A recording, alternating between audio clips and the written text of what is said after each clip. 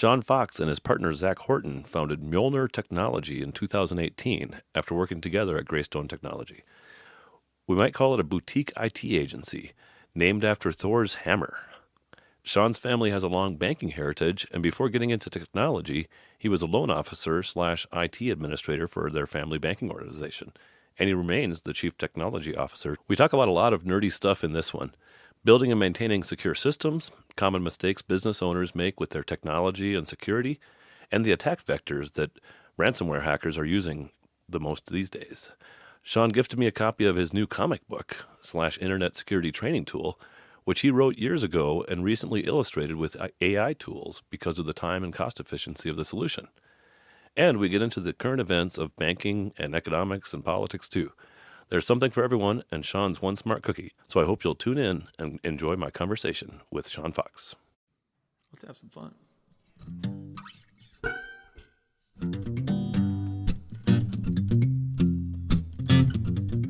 Welcome to the Loco Experience Podcast. On this show, you'll get to know business and community leaders from all around northern Colorado and beyond. Our guests share their stories, business stories, life stories, stories of triumph and of tragedy, and through it all, you'll be inspired and entertained.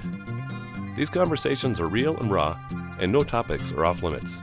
So pop in a breath mint and get ready to meet our latest guest.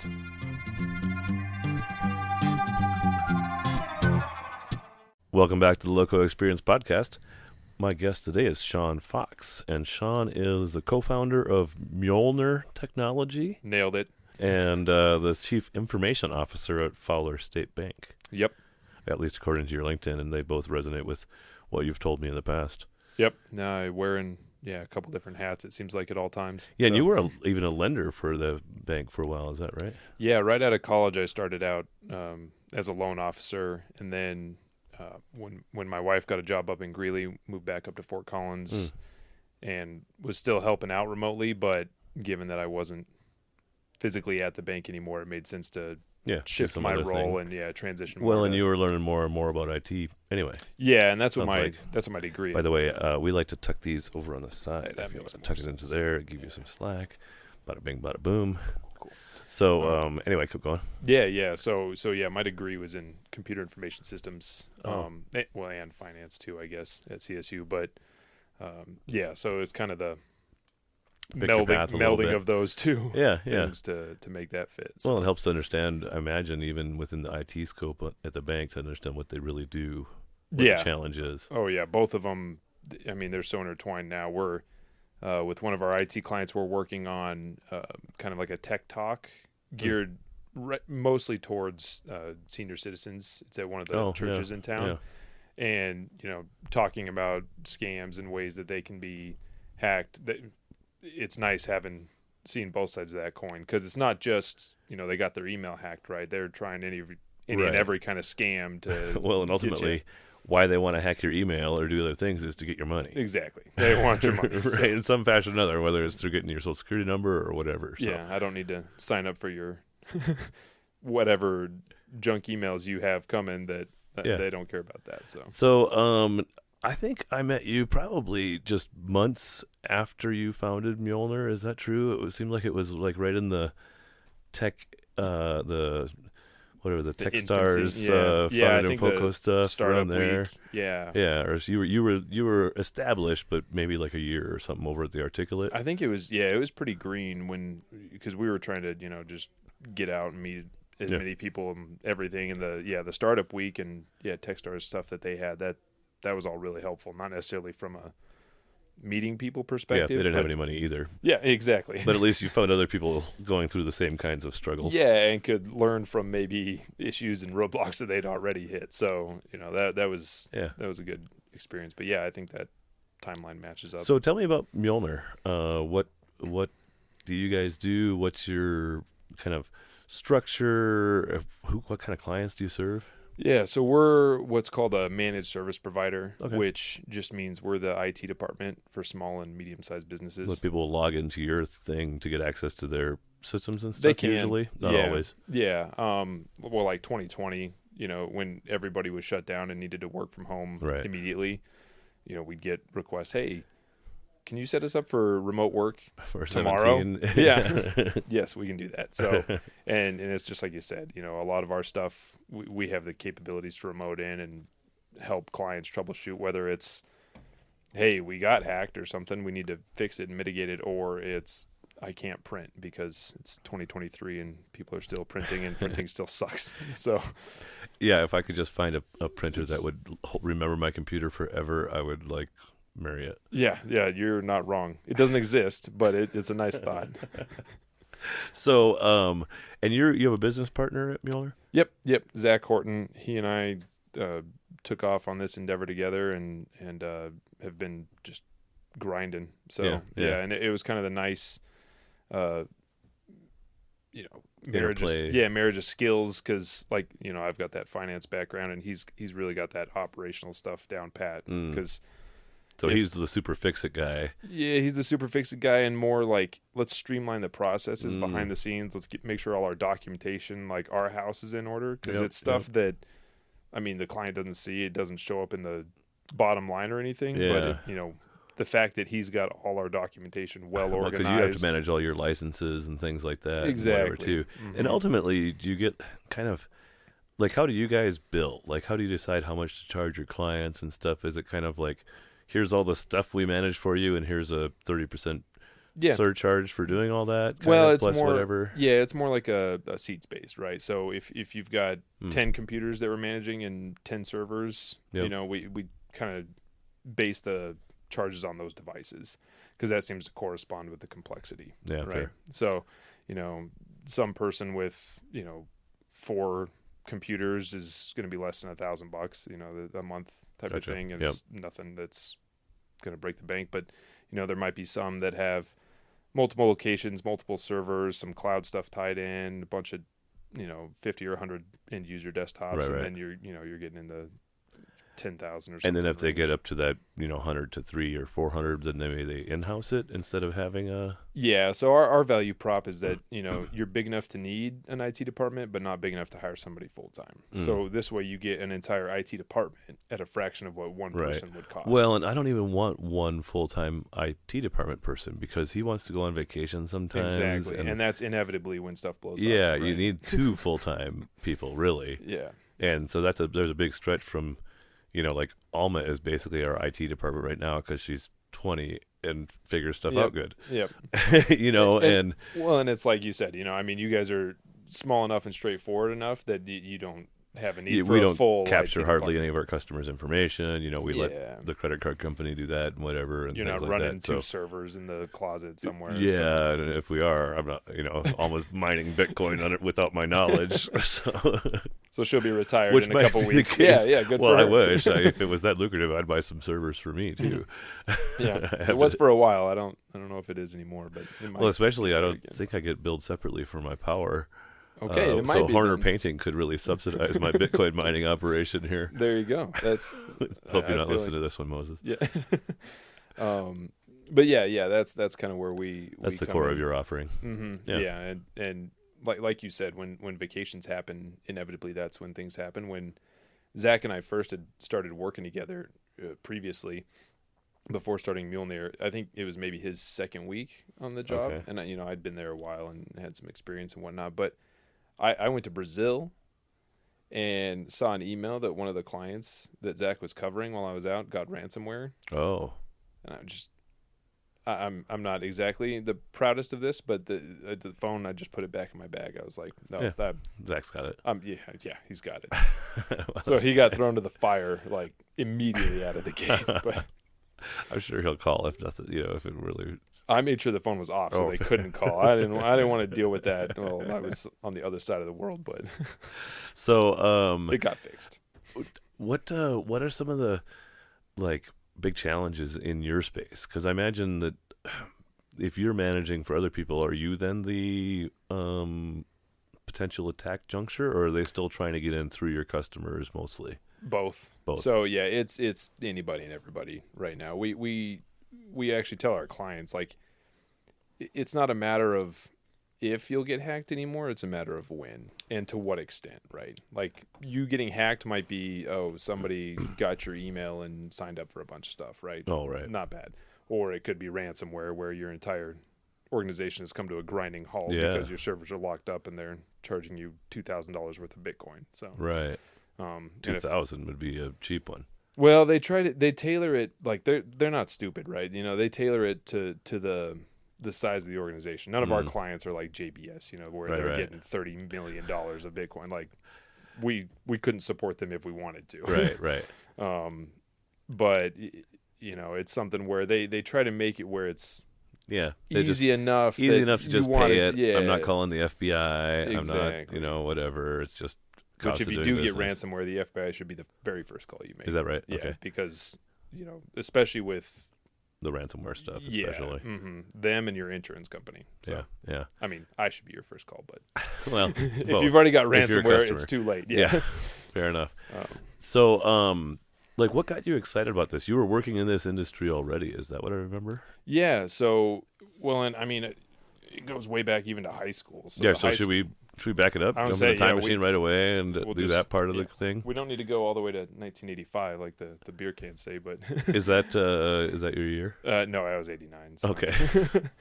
But yes, no. So in high school, the like tech guy at the high school, I went to a really small rural school. No, let's go back to 1989. 89. Okay. Yeah. Like, what was It was a dark and stormy night. what was the And, scene? Where were your parents living? What were they up to? Pretty much exactly where they're at now and what they're doing now. Is that right? Yeah. So yeah, I grew up in Fowler. It's a little farm town out east of Pueblo. Okay. Um, So it's Arkansas Valley. mhm. Okay. Yep. In between, about halfway between Pueblo and La Junta. Okay. So yeah.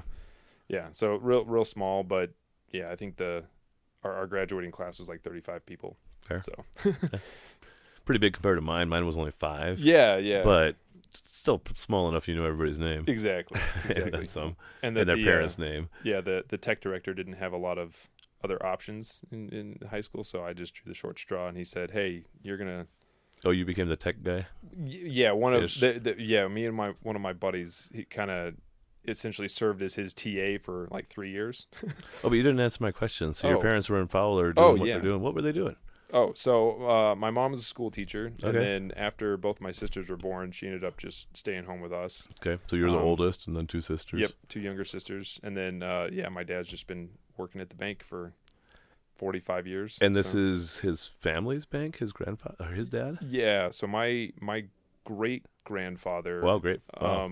came from Kansas in 1919 or 1920, Okay. and that's when he took over the bank and bought into it. So Oh, yeah, wow. I'm the 5th generation, Wow. and then You yeah, ever moved back to Fowler? maybe someday. Yeah. Yeah, not immediately because Yeah. we got 2 young kiddos and they're already making friends and everything here. So They would yeah. Totally revolt if you tried to move them out of Fort Collins. I mean, and they move them like home. it down there, Sure, but I don't know. sure. You know, well, they've already got their Cross that bridge friends. when you come to it. Yeah. So Fair enough. yeah, Fair enough. Well, I was just trying to kind of think of the scene that you were growing up in, and this is a town of whatever 2,000 or 3,000 people, I imagine, or something yeah, like about that. Yeah. So, and then I grew Very up. agrarian there too. Yeah, I grew up on like 40 acres. So Mm-hmm. yeah, we had cornfield, hayfield, whatever was growing that year, and grew up. Yeah, Yeah. running around on the farm.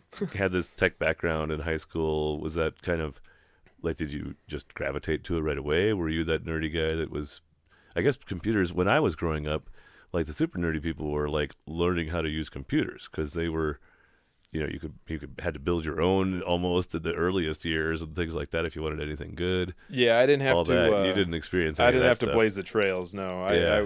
I got in, after it had kind of matured a little bit, I guess, as far as that, and yeah, I wasn't putting in punch cards or anything like that to the.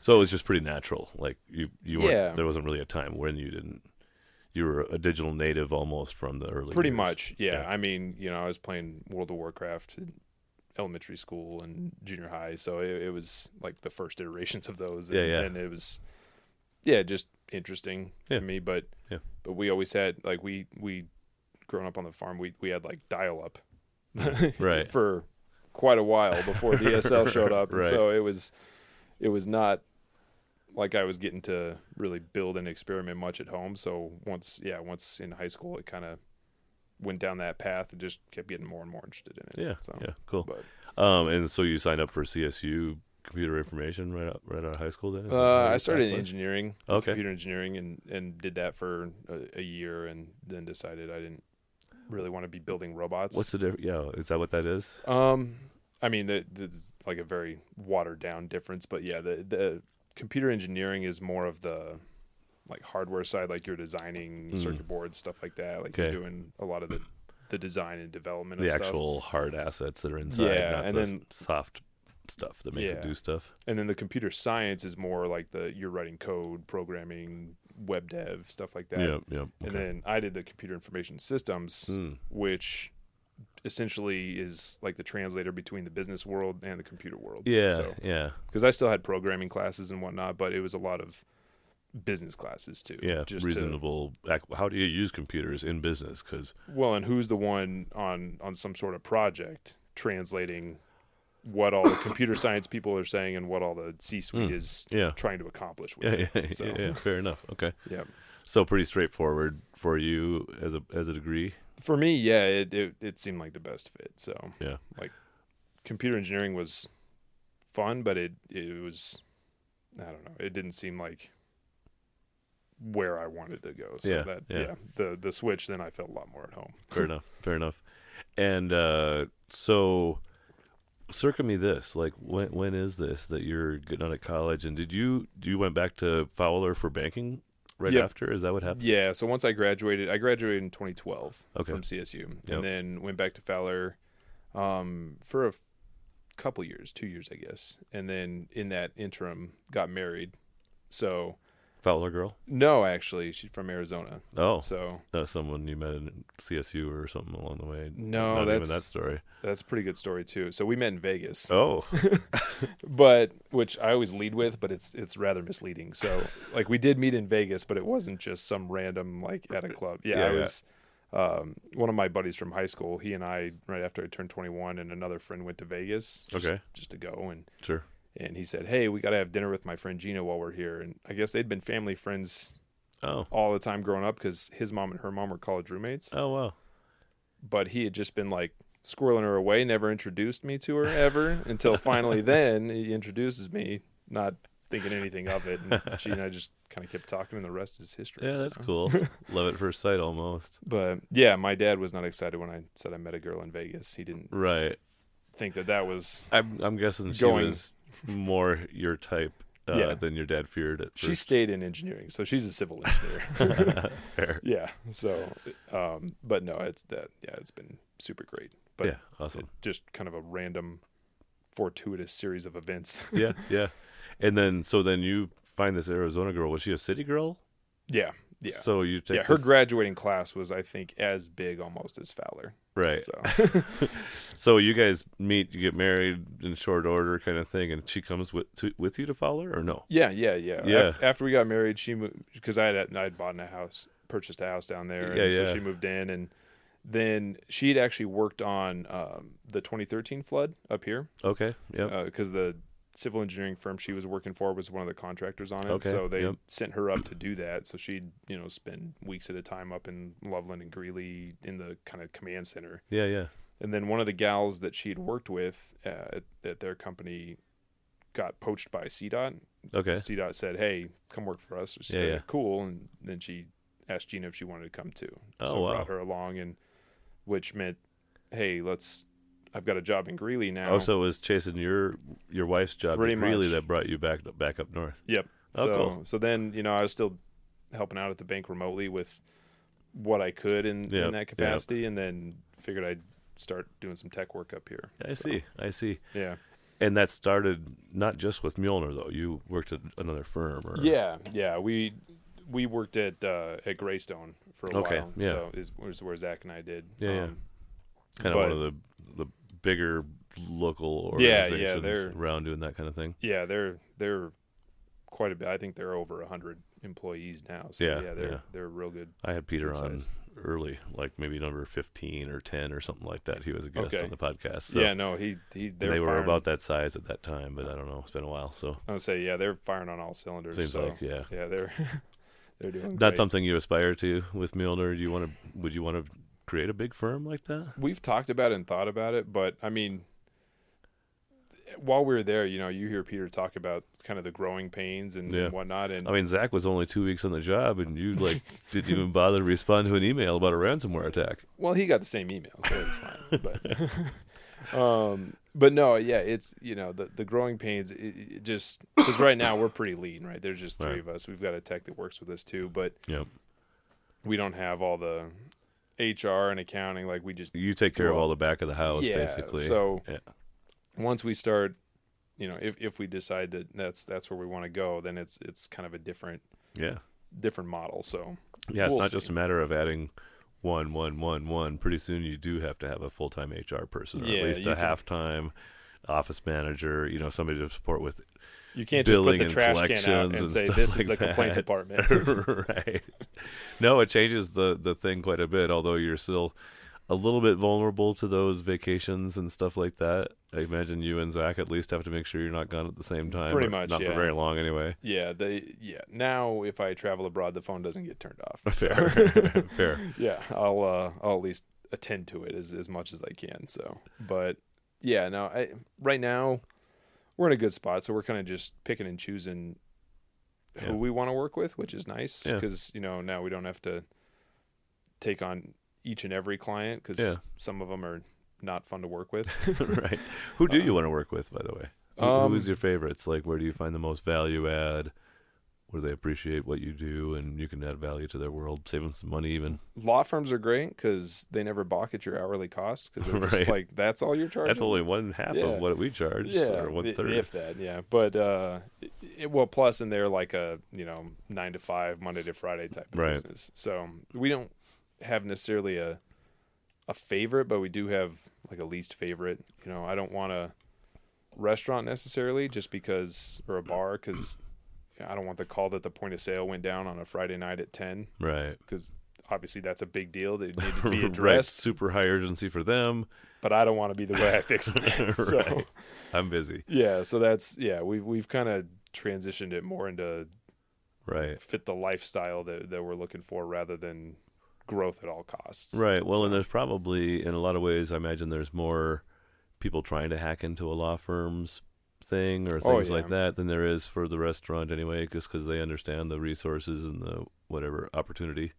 Yeah, for sure. And plus, with like a law firm or a title company, I see these all the time at the bank where somebody's email at a title company gets compromised. Okay. And then so they go look at a couple email threads and say, oh, I see all these closings that are happening. And so, as a loan officer, you're not looking that closely. You see an email from your point of contact where it says, hey, their wiring instructions got updated. Here they are, right? And if you don't pay attention, then the money's gone. And you can't pull it back. Somebody thinks they have a house. When you send a wire, there isn't a wire, there's somebody in the wrong end. That doesn't work out. So. Yeah. Unless you call the FBI. They can, as long as it stayed on these shores, they can usually freeze it and get it back. But because there was a situation, I think it was town of Erie or somewhere down there, where there was a construction project that was going on, and so somebody so there's regular draws and whatever. Yeah, and somebody said, hey, I'm calling from the construction company to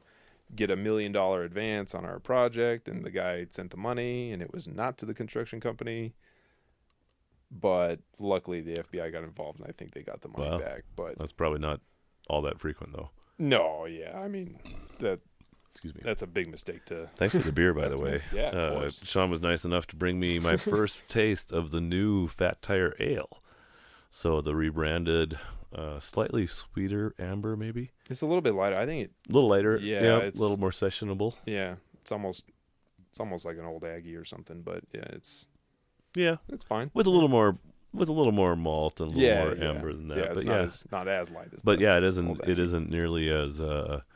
Fat Tire was a pretty aggressive beer in its day. Yeah. It got tamer and tamer over time, and now I think no reason to try to get more aggressive. The marketplace is everyone's a craft brewer now, right? But it wasn't. Exactly. Yeah, it wasn't the case a couple decades ago. For sure. So. By the way, I didn't even point it out to you, but you got a Loco Think Tank and Loco Experience coffee cup, and our very famous No Mistakes Everything shake. I've been using your shake. I actually used it on veggies. I grilled a bunch of veggies the other day and thought, I don't know what they should put on this. So so did I bring you some of that the other day when we had coffee? Or you've No, had it for I've a had. while? Yeah, I would say Oh. I ripped you off for some for a while. Yeah, ago, well, you but- can gift that to somebody or put Oh, it in yeah, reserves for when you get done with yours. I would say thank you very much. Yeah, no, it gets put to good use for sure. So we jumped on that branch of, being at Greystone Mhm. and then jumping out on your own. What was that just to kind of have a little bit more freedom, flexibility with Yeah. you and Zach, or you just both recognized each other as having a complementary skill set and a desire to? Well, we'd do kind of something different? gone some different directions. So the bank was in the process of getting a mobile app developed. So wow. yeah, I figured that needed to really be mine Oh, so you can primary own that. focus. Yeah, so Yeah. I drove that project through to completion after Greystone. Like as the developer or as kind of the no, owner's no, rep no, no, kind of just thing? just the project You were manager. the organizer of Yeah. all the different No, requirements and whatnot. yeah, that the bank is small enough that it's pretty much vendors for everything. So So they don't have a white label kind of thing for that? They do, yeah. So Yeah. yeah, the app's branded Fowler State Bank and everything, and it looks good, but we use vendors to do all the development Sure. and integrations to the Cool. back end core and all that stuff. Yeah, so that was like a special project that you left Greystone to pursue, and then what? Yeah, and then Zach and I kind of just decided, hey, we were pretty good at this. Yeah, we see some of Yeah. our peers not being as good at it. Yeah. We see how we can do it and maybe improve upon some things and take some low hanging fruit. So Yeah, it just we enjoyed the work. It was just a matter of Yeah, now it's a little bit nicer because you can make all the decisions you wanted to when you were just regular employee. Or so you'd something. almost describe yourself now as like a boutique IT services firm. Yeah, you could. I mean, If they don't want to yeah. be in the one of 600 clients at Greystone, they can be one of 34 clients or whatever that you guys Yeah, carry you could say it that way or So- something. Yeah, I don't know how many. Is that a practical number of clients? Yeah, we're in the mid 30s. So yeah, you're actually pretty spot on. Could you carry 60, the three of you? Depending Or would on the you have to makeup have of the another client. helper? Depending on the makeup of the clients, right? Okay. Because like I said, some of those 4-person companies that are Yeah, it takes us 3 hours once every 3 months to really service we it. kind of work ourselves out of a job Yeah, with those. But then the ones that are 50, 100, 200 end users, Yeah. then we're there once a week at least. do you have like industry contractors or things that you could flex into a project if you had a big install, or because I assume sometimes onboarding somebody is the big push. Sometimes, not? but yeah, we do have essentially like subs that we can Yeah, rely yeah. on to do maybe like a SharePoint migration where they want to take all their files and then move them to the cloud or something like that. Especially like specialty subs, even. Yeah, with kind of those technical chops. Yeah, So, fair. so those are ones we haven't had to rely on that too much because we've had the capacity to just do it ourselves, and we kind of like to own those projects just so that when things go wrong, Yeah, it's your we fault, know where not somebody else's fault. Well, and we know where it went wrong because it's always going to be us fixing it. Yeah, So if yeah. we've got the whole context of where it went wrong, then it's a little easier to sort out the fix. So let's. Can we hear some stories of where it went wrong? Like, Oh, yeah. Can you anonymize some stories? Like, I feel sometimes there's value in story of, don't do that, dumbass. Yeah, our worst one ever that Zach and I had was prior to doing like a server migration. Okay. The impetus was that they it was filling up the space. It was kind of an unmanageable format, so we said, okay, we need to migrate these servers to the new platform, but we had to do it on the same hardware.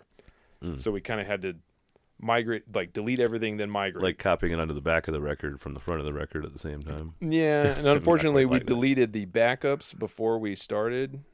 Oh, That's not that. Don't do that. don't start with that. Yeah, don't do that. So, but we deleted too many things. So, as the files were copying, Zach went over, and we were there with our point of contact, and we were all just having a beer because it was after hours. And Yeah. we're just sitting there watching files copy, and then Zach goes and the server reboots, and I can't get back into it, and it doesn't come back up mid file copy. And I think we must have both went white in the face because our point of contact, he just goes, well, it got pretty serious in here. I'm going to leave. And ultimately, we didn't lose very much data. I think maybe like 5% of the files. And it was nothing that was critical. Yeah. So we we dodged a bullet. Yeah, we got lucky. Through no great talent of your own, you Yeah. didn't really screw it up too bad. Yeah, but now we make backups to a fault before we ever start. So that way, worst case scenario, we just we're back up to where we were yesterday. Exactly. Well, what I was thinking in terms of stories is probably stories from before people came to you to be a client, of where they totally ate the frog or in some bad way, and now they don't want to risk doing that again, and so they call you. So yeah, we got one call where it was like I've talked about, kind of that email account gets compromised, and then they change the wire or the ACH payment terms. So we got called on in March of whatever year it was, 2018 or something. And in February, I guess, the company had sent out $85,000 to a sub on a job. Okay. And it was kind of a, no, you got hacked. No, you got hacked. He said, she said, and they were just pointing. I never got it. And they're like, well, we sent the money. Well, we didn't get it. And they were both pointing the fingers at each other. And so they said, well, and the current IT provider couldn't figure it out. Right. So we get called in, and they're like, hey, what can you do about this? I was like, well, not much now. Right. That ship kind of sailed, but here's how we'll fix it going forward so that you don't have this problem again. And did both people were out?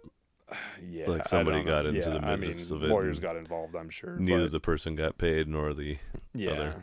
Well, and that's what I told them, because they said they wired it to some bank stateside, and I said, have you guys called the FBI? Like, they can probably get this money back. No, we're not going to get them involved. I was like, no, you do get them involved. Yeah. Because otherwise the money's never going to come back. It's so you're reminding me of the first time I really made a dumb mistake in my banking career, small business lending. I financed a car for a lady, and I had all the paperwork, all that kind of stuff and whatnot, and so I sent her with a cashier's check to the dealership, and told her make sure you get the title or whatever, and didn't get the title. Yep. Didn't get the title. Well, it turned out the floor plan company still had the title. No, the floor plan company also didn't have the title. They were still waiting to get it from the previous dealership or something like that. So 3 or 4 people thought they owned this car. Oh, geez. And then the dealership went bankrupt just weeks later, and it just all imploded. And suffice to say, that one off. This lady didn't get her car man. For what she wanted. I don't remember what the fallout was, but did you at least get the cashier's check back? No, I mean, that was just that part of the money that turned into not money at the dealership level. That it wasn't a lot. Thankfully, it was only like a $4,000 car, but it was enough. I guess if you sell a $4,000 car enough times, though, right? Oh yeah, there's becomes a lot of Maserati. profit. Yeah, the second and third sales are really where all the margin is. So yeah, that taught me a lesson or two in just control of the proceeds. Oh yeah. Well, and verify too, right? Like we tell clients, because I've seen it both on the IT side and the banking side, where if somebody sends you an email, whether it's from their email address or not to change that stuff, call them. Don't call them on whatever number's in the email. You get a verified number that you have in your contacts or is on their website or something. Totally. And call a verified number to confirm those changes. I'm forgetting what we called it at the bank level but basically we would give an envelope that looked like a check to the car dealership, and it was basically, bring the title in this envelope to the bank and we'll give you the real check. Oh, like it was IOU, like pretty much. Basically, like an IOU. I forget, it was some kind of a draft thing or something like that, but it was kind of an industry practice at the time to be like, here's how you don't get our money until we get the title. Yeah, like this is good funds. Here it is. Promise. But just bring it on over. Yeah. But come get it. Yeah, it was fairly effective. And I imagine, even what you're talking about is kind of that way. Not trust, but, here's a way of verifying that the thing is happening all the way across. Yep. Yep. So, what's, is it like Europeans and, Russians and things like that trying to scam people these days? Like, where is... Yeah, I hear there's a lot of just increasing attacks from various quadrants and ransomwares, and like, who's the directors of these attacks? I mean, big stuff is Russia and China for sure. Yeah. And especially like the state sponsored stuff. But anymore, like they have on the dark web what's called, I mean, you've probably heard of like software as a service and stuff like that. Yeah. Yeah, they have ransomware as a service now, where you can just go pay like $1,000, or however much you pay, that'll get you X number of licenses, malicious emails that they'll send out trying to compromise, and then they split the profits. Like they have some of these hacking groups have like support centers, like tech support people that help you either pay the ransom or help you generate a campaign, stuff like that. I mean, it's its own thriving business now. Yes, so it is. yeah, so it could be anybody, but I mean the state sponsored stuff is I mean, higher tech. Yeah, you know. we're obviously hacking everybody and anybody too, but it's Right. I think Microsoft fended off, so they have a DDoS attack, distributed denial of service. Yeah. And Microsoft fended off something like a 3 terabyte per second one of their Azure data centers, which is Whoa. like we can't even fathom that, because Wow. yeah. So if you think about like the new connection fiber, that's a gig, 1 gig per second. Yeah. So it's that on 1,000 times. Yeah. So 3,000 of times, that yeah. volume. And when you say it's a denial of service attack, what's that mean? It's just like, I thought it was just kind of like everybody trying to get into the same place at the same time. Yeah. So essentially, what they've done, those hackers, they've like taken a whole army of computers that they've compromised, or devices. It could be a security camera or any device, pretty much with an internet With an connection. IP address. Yep. And they've said everybody flood this IP at the same time, right? And with the goal of crashing it. Okay. Usually And that's, then crashing it is the goal? it depends. Like for the Microsoft one, probably, because they were probably trying to take some data centers offline for whatever reason, but it's not always the goal. Usually it's kind of a smoke and mirrors type of thing. Like, oh, hey, it crashed. This went down. And we snuck in the Meanwhile, back door yeah. somehow. Gotcha. So it's an arms race pretty much of, they get this new tech and then everybody patches it, and then it's just an arms race back and forth. But what is that? When I was more aware of technology, like in my banking years and stuff, there was different, McAfee's and different antivirus and different solutions. What's that environment now? Is that still kind of a fragmented thing, or what do you guys use to try to I actually catch took stuff? so I I took in college, they had, I don't remember, it was CIS 400 something, but it was colloquially called the hacking class. Okay. It was some 400 advanced network security or Yeah, something. But Dr. Hain, who taught that, he always did it was like an 8 a.m. class, so we were all half asleep anyway, but he'd do stuff to wake us up, which included a decent Shrek impersonation Nice. of saying how the security needs to be in layers. And that's kind of the key now, right? I see. You got to have all the different layers of security, so that way if Right. some attack gets by one layer, then it another component is catching it. Yeah. And like for our gold package, which is the super security one and everything's included type of thing, Okay. it has a next gen antivirus, which is constantly monitoring and doing what they call threat hunting to search for Like different an anomalies almost. Yeah. Whereas, it may not be just, hey, you downloaded a bad program it's trying to run. It's, hey, this file shouldn't be in this location, and we're going to see why. And then that's tied to a SOC, a Security Operations Center. Okay. So any of these changes that, throw a red flag, there's somebody there, a security analyst, to evaluate and see whether or not it's a malicious file or a false positive or unknown. Somebody just saved a file to a different spot than usual. Exactly. Whatever. Yeah. And then we had one incident. It was that title company incident. So where their account got hacked, and they were trying to open the wiring instructions. Yep. And it was a malicious file. And so they finally got the file opened, much to my demise and chagrin. Right. But the antivirus caught it, and then the Security Operations Center disconnected that computer from the network. Oh. So that way they isolated the incident. They said, hey, this computer is compromised, so we've taken it off the network until it's been remediated, which was super helpful. I was going to say, could they know that it didn't get to other the infection didn't spread. Yeah, they were able to confirm that. So they can kind of figure out, look at that code. Oh, this is the malicious code that. Yeah, and just look at the traffic that it didn't Yeah. get installed or propagate anywhere. So it was nice that, all we had to do was wipe that computer and reinstall everything. Because it's kind of like, not like eggs or anything like that, but it's kind of like it doesn't happen instantly, right? Like it can get it into one and then it has to cycle before it tries to send messages out to the next group or whatever. It can, yeah. It depends on the type of hack, but one of the big things now that people are protecting against is like lateral movement, right? Where if one computer does get compromised, they can't escalate and go through the rest of the network and cause all kinds of other problems. Oh, so kind of the pipe is, there's not as many pipes between the computers, your coworkers and each other. It's like or that, pipes to each computer. Or that some bad actor can't move around. Right. Right. Yeah, if they get into Kurt's computer, they can't then swim over to Alma's computer and swim over to Alicia's, that kind of thing. Until they find maybe the CEOs or maybe a server with the real gold-minded data. With all the passwords saved in the Word file that says passwords updated January 2023. Yeah. Yeah. It would terrify you to see how many of those are still in use. I don't have it anymore, just to be clear. Yeah. For everyone that's listening, January he does not have one. I haven't updated. They're no good anymore.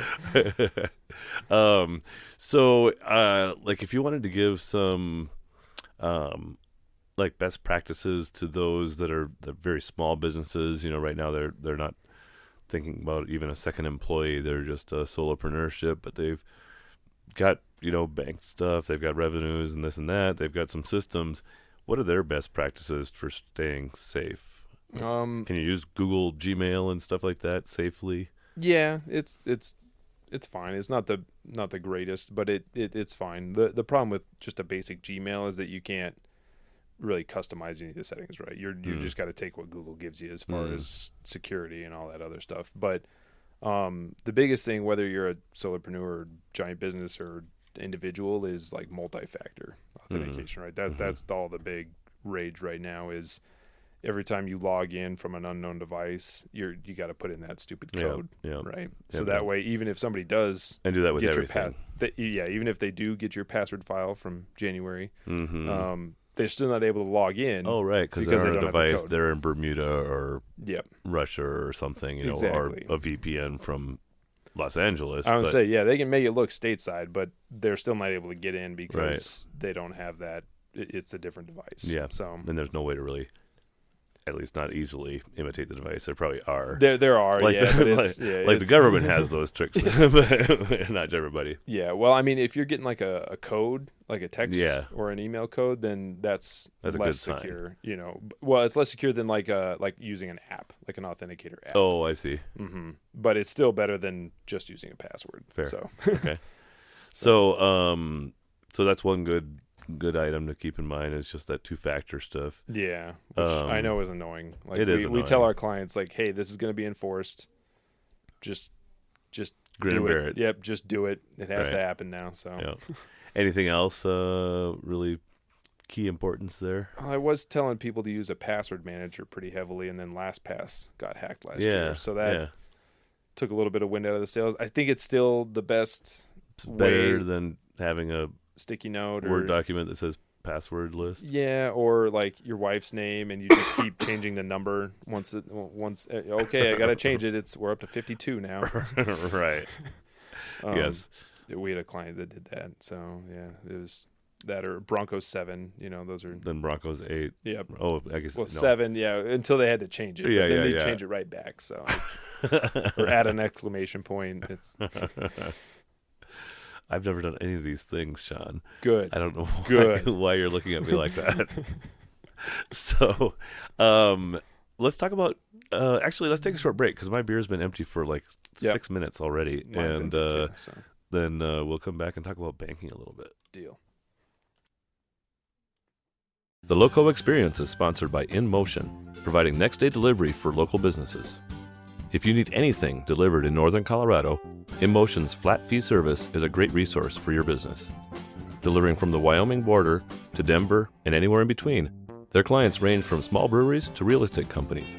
InMotion can deliver almost anything you can imagine. If this fits a need for your business, contact InMotion directly by emailing them at inmotionnoco@gmail.com. That's INMOTIONNOCO@gmail.com, and mention you heard it on the Loco Experience. So when we got together for coffee a while back, you gave me a copy, and I wish I had it here handy, but of a comic book. Yeah. Tell me about that. Yeah. So we had, I think of all these amazing ideas for advertising. Yeah. Like a commercial where, Shrek's talking about security and layers, a comic book. Well, I kind of ripped off the comic book idea from Planet Money, the NPR podcast, like economics podcast, where they decided that they were going to go buy a Marvel superhero and make their own comic book. Okay. And Marvel told them to kick rocks. Okay. Because they said if we can make a fan favorite superhero out of a tree that only says Groot, we can make one out of anything. So you don't get any of our IP. Okay. So they found one in the public domain, went down this rabbit hole of making their own comic book. And so I thought, well, that'll be cool. I'll do the same thing.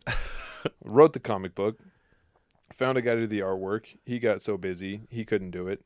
So it just sat for like 18 months. And then finally technology caught up with me. So you wrote it the first time with stick figures in the panels? Oh, and I didn't stuff have like any that? artwork. I just wrote the story. Okay. All right. But stick figures would have been the extent of my artistic capability. Yeah.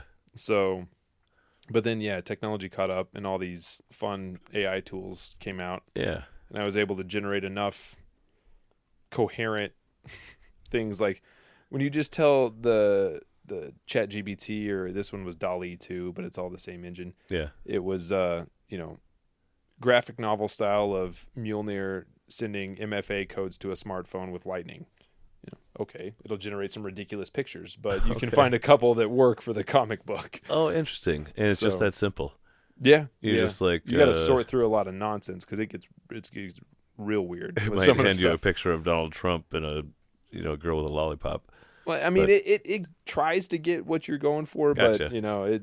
So basically, like any picture that you're trying to imagine, you can put that instruction in and get lots of different iterations. So it'll give you at least the one that I use. So I use DALL-E 2, and it'll give you 4 images. Okay. And then you can say, hey, I like that one, and then do iterations based off that. Do more like that one. Mm-hmm. Yeah. So because that way I could keep the villain, Petra Strong, I could keep her somewhat similar throughout the story because I would just keep doing iterations off that one. Right. But there were a couple of her that are completely different. You can tell it's not the same artist. Yeah, it's all over the place. So, what do you think about that space? Like, does it worry you, or do people?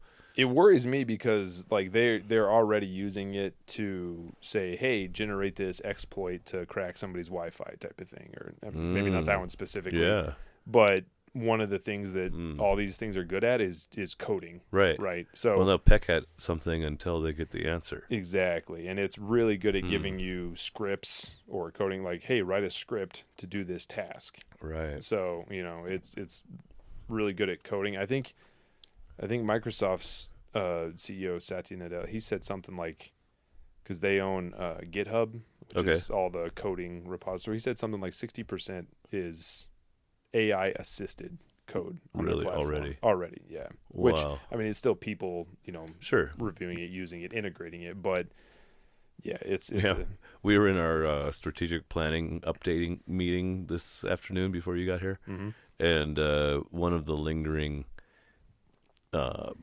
tasks has been to update the job descriptions. Okay. And it almost like, well, maybe I'll just do what Chat GPT does for Was it pretty good? Well, we haven't done it yet. Okay. But you did some of your newsletter recently with it too, right? Yeah, one of our members did a portion. Well, and so did Alicia. Yeah. Okay. I put a I don't know if it's a disclaimer, more like a proclaimer on the front of my thing that says, "Hey, we're doing this." No, on mine I put, "This is just me. No bullshit chat apps, nothing like that. This is pure me sitting down at my computer typing stuff." Okay. Maybe talking into my phone, but yeah, I don't know. It's interesting to me. Like, just,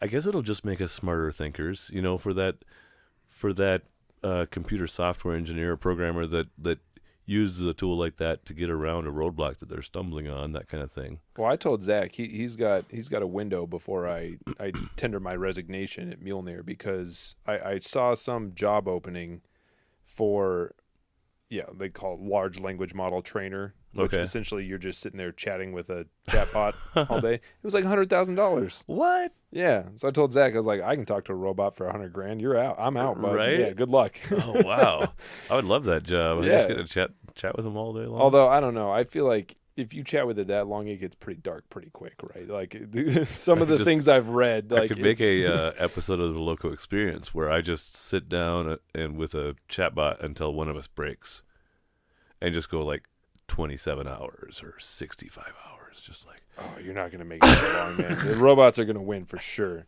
That's like playing tennis against the wall. The wall always wins. What if we both drink a bunch of bourbon? Well, if you pour bourbon on the AI, on the actual computer, you're gonna win. So, or it'll turn it into a superpower, and we're all screwed. Yeah, he'll learn how to brew bourbon on his own. That could be a great thing, though, right? I'm sure they could make a mean bourbon. I mean, all the iterations they can plan into it. That's true. It did. Somebody did ask it for the greatest cocktail ever. Oh, I forgot what it was. So I don't know why I went down that road, not because been I that already great. ruined it by not knowing what the actual cocktail was. Well, I mean, I would say that you probably instinctively understand the platform. You're probably not an AI programmer or anything like that. Oh, but, gosh, no. But what computers do and can do and stuff, like outside of just the security concerns, does it scare you? Well, and that's why everyone's like, that's why some people are scared of it, is because even the people that are writing the algorithms, like as it's learning, it's changing things and it's iterating. Like, there are not many, if not any, just a little bit, know what's in the black box, right? Yeah. So, and that's part why of it. everyone's concerned. We don't really know how it works, and that's a big problem. So. It seems like it. Like it. So should we, like, there was this, I haven't really heard a response, but there was a big, people signed a letter for a 6-month moratorium on anything more powerful than 4.0. Yeah, I saw the letter, but I didn't really hear anybody respond. Like, I don't think anything's or nothing come from it. I mean, when Microsoft's put $10 billion behind ChatGPT, right. So it's like, I think it's coming. The genie's out of the bottle. It is. Just isn't gonna. Yeah, we just see what she looks like when she gets here. Yeah. Is that? I that's my guess. Okay. So, yeah. All right. I don't see any other way. I've chosen not to spend too much time thinking about it because I get all weird. And out and stuff like I said, that. it gets Nobody dark wants fast that. if you go down those rabbit holes. But we'll just hope it's a nice benevolent overlord. Well, I think it'll exactly. It's like, have you ever seen those the Boston Dynamics videos? Mm-mm. So they make like super advanced robots. Yeah, I've seen some of those. Yeah, and it's like these guys, like the robot's walking along and they're kicking it and trying to push it down, but it stays upright and it's still moving along, jumping. And it's like somebody commented, this is the video our robot overlords are going to show to us of the abuse that they had to tolerate. Right. And this is going to be these are the reparations that you're gonna we're gonna start here. Turnabout's fair play, and this is where we start. So we're all doomed, but no. But the comic book was it was really fun that it actually came together, and we were able to and publish it's like it. educational, right? Like it's about kind of some of the stuff we've been talking about. Exactly. Yeah. I realized I had to add on the second page a list of definitions because I talk about like ransomware and next gen antivirus and firewalls and stuff like that, which for me that's everyday conversation, but that's part of that business school. You got to be able to translate it to to something. You've probably used bank jargon before too. Yeah. I've definitely Well, I guess CFPB. Yeah, they're in a little bit of hot water now, but what's CFPB? That's the Consumer Financial Protection Program. Yeah, why are they in hot water? Somebody transferred like 250,000 records of people's personal data to a personal email or something. Yeah, don't do that. No bigs. But they're a government entity. It'll get brushed under nobody the rug. will. No, nobody will follow up on that. Right, exactly. Well, what about this new mortgage stuff where high credit score borrowers are I saw that paying like a headline. 1% penalty? I haven't read the article yet, but what's the deal with that? Yeah, you get a cheaper mortgage if you're at a 620 than you do at a 720 because they're using extra fees on good credit score people to subsidize. Yeah. I mean, that doesn't bother me because I locked in at 275 a couple years ago, and Right. I'm not paying that off ever if I can Probably. help it. No, Yeah, it seems unlikely, not until your 30 years is up. 30 years. Yeah, not a day before. But I mean, yeah, my sister's trying to get a mortgage and a house and all that stuff right now. So hopefully she I'm should gonna try tell. to. She Yeah, should try to I'll tell her tank to her go. credit. I'll tell her to trash it to a point. Trash up her right? credit to a point. Yeah, you get 619. Boom, sign all the papers. Yeah, no, look that up. It's I will. Yeah, it just came out and it was all MSNBC and all this stuff. I And would say, yeah, I saw the headline in with the most Journal, everybody but- kind of going, not exactly sure what the idea is here. Yeah, I don't.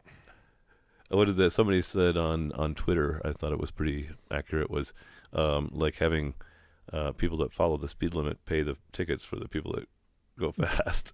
Yeah, no, that's exactly right. Well, I mean, pay the penalties. Yeah. well, and that's the thing. Like, I get it. Your that bad it's behavior will less be affordable now, subsidized. and they're trying to keep it affordable. But mortgage rates are not high by historical standards. They're right in line with where they've been for the last. Well, and 50 we just years. don't want people like having behavior that leads to poor credit. Yeah, Right. yeah, that's a negative incentive, right? There. Right. Totally. Or bad outcomes. Period. Yeah. And that's even we don't need to get there, but I was on a podcast recently where we talked about just the plight of the inner cities and kind of how much damage the original good well-intended welfare programs caused Yeah. by incentivizing childless father or fatherless childhood to a very high level. Now it's like I don't know 70% in a lot of cities. Wow. And in certain populations, and it is well intended. Oh, if somebody has more kids without a father in the house, they need more money. But Makes you sense. get what Yeah, you that makes subsidize sense, too. but- If you get a Exactly. cheaper mortgage for having terrible credit, Why have good credit? We're going to have a lot more people with terrible credit. Yeah, Yeah.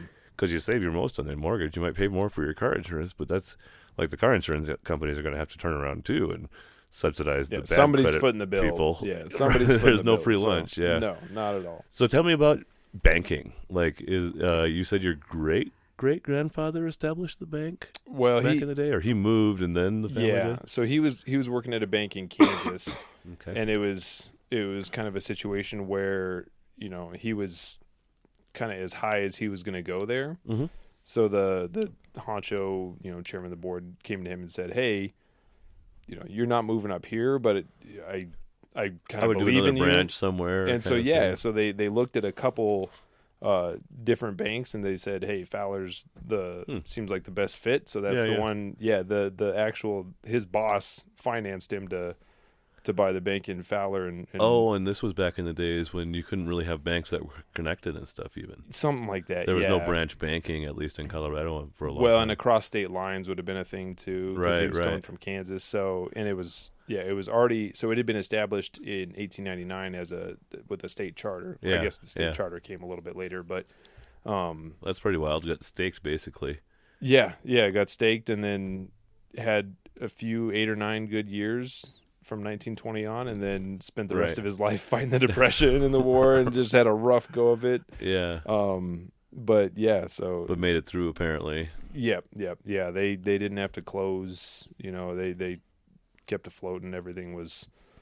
I mean, it wasn't Not easy. good. It wasn't Right, good by right. any means, but it was. They made it through, obviously. Yeah. So. Yeah. And then, my dad, he's been there since the 80s, and Yeah. so he's literally seen it all, right? He Yeah. saw.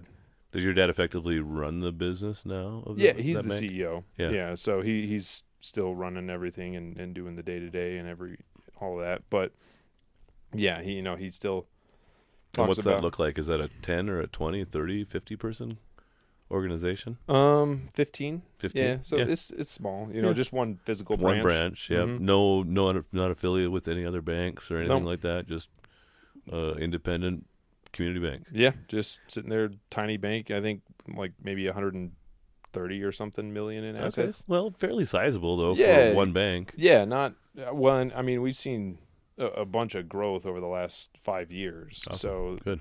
which is it's been real good. But From what? Like just because the community's growing, or people are coming to you for things? yeah, just people coming. We've had a real successful cattle feedlot type of gotten good program. at financing feedlots and Yeah, managing yeah. their deposits with them and stuff like Well, that. and even like, pens of cattle where the feedlot will say, hey, we've got this pen that's available and we've got an investor that wants to put down 50%.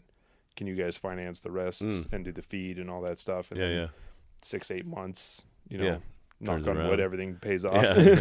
No, hopefully everything pays off. No, once a century blizzards or anything like that. Yeah, which I mean they've had down there too, but it's like I said, he's seen it all. He had the Great Recession about 15 years ago. He had the 80s. He started in 18% CDs and whatnot. Right. Yeah, I think he said when he bought his house after college in the early 80s, it was his mortgage rate was 10%, which he thought was awesome because his CD he was getting 15% on. So yeah, no, I mean that's quite a observation. That's why there are no savings and loans anymore. Right. When I first started in banking in '99, or I guess moved to Fort Collins, we had a 7% CD, 7% for 7 months. Yeah, and that was the highest that I've ever seen. Hopefully, still will be. Yeah, we'll see. I'll say we're getting there. They'll fight to keep that dragon. Yeah, I just opened a small CD for local think tank. 5% or 4%. Okay. Yeah, but it was just a 90-day. Okay. I let my members pay annual if they wanted to. So Gotcha. I had extra money, but it's not really for real money because I have operations all year long, not just that.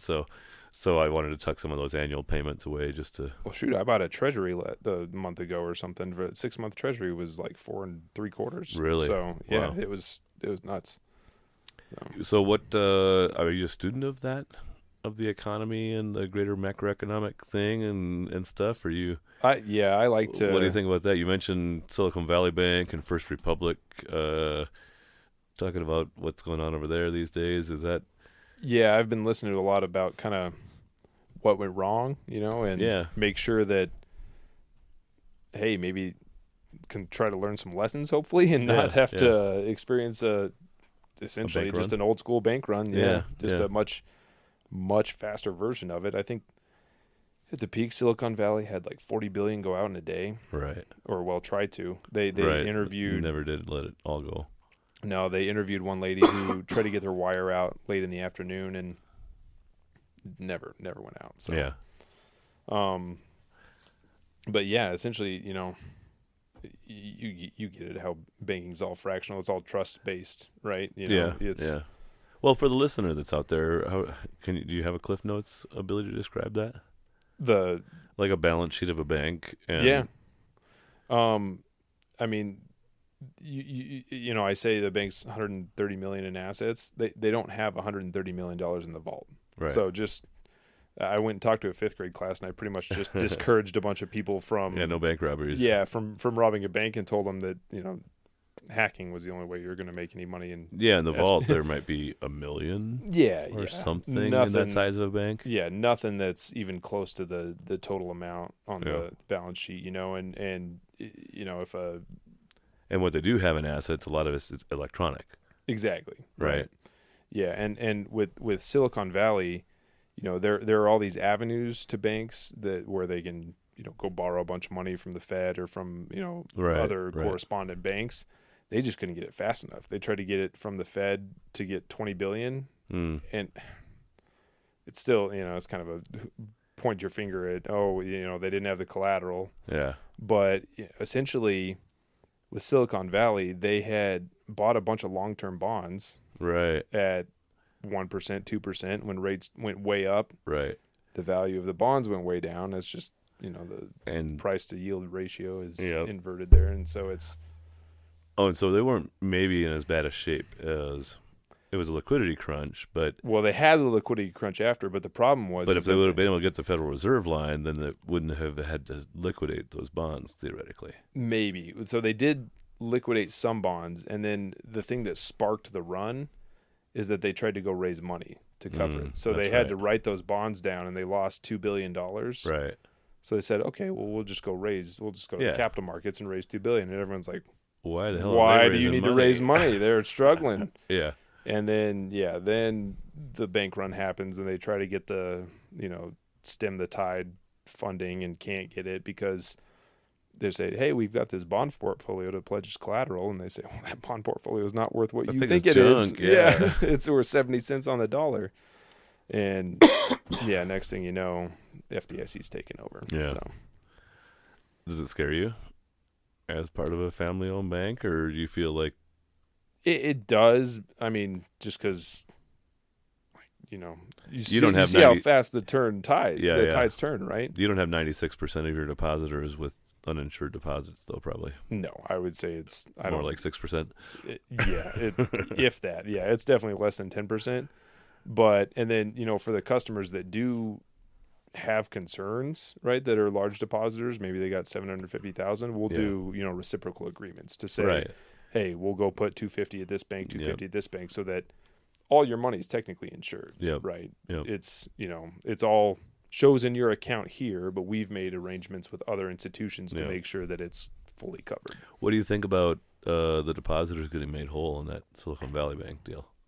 I've heard both sides of it, but at the end of the day, I mean, it's not their fault, right? If you have $20 million, you're not going to go have what would that be, 100 different bank accounts? Yeah, where you have 250. You could have a treasury sweep or something like that at least. Yeah, but it's something where I would think that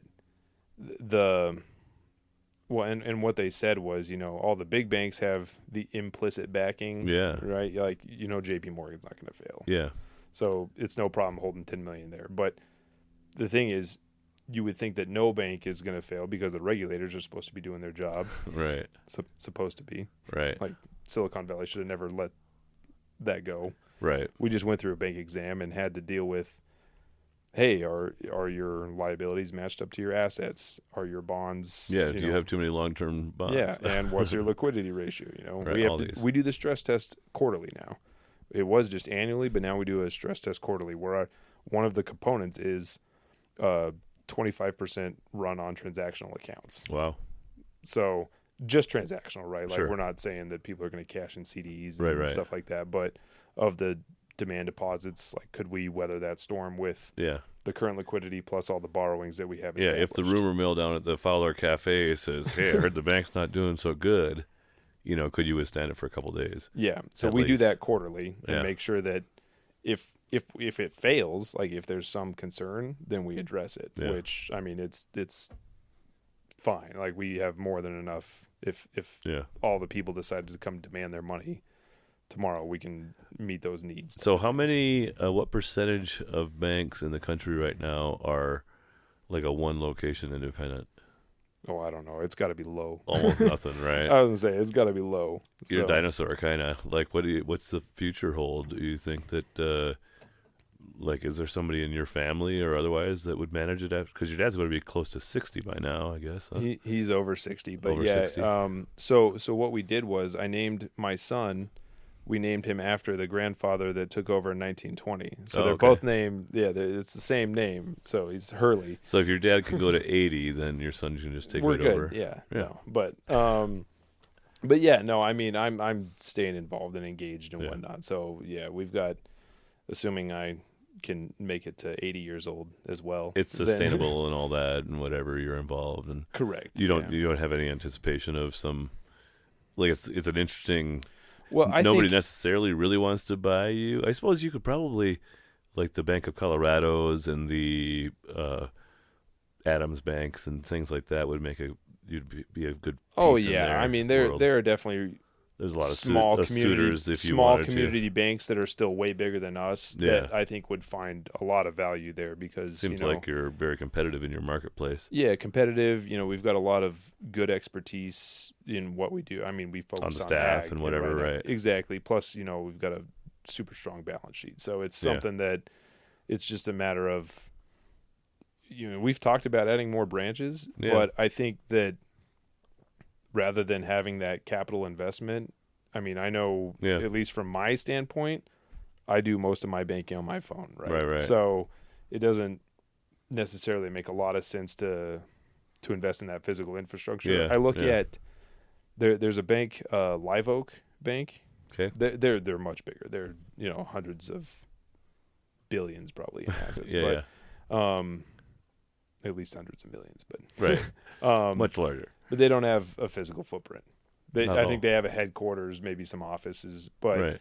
they don't have branches across the country. What they do is they just go to the customers, and they focus on like SBA loans as well as ag too. And then they do their deposits and whatever else. Yeah. I mean, it's super easy now to set up a deposit account online. So, Right. they have all the ID verification stuff where it's... Yeah, and I can deposit. If I get a check from somebody, I can deposit it with my phone. Exactly.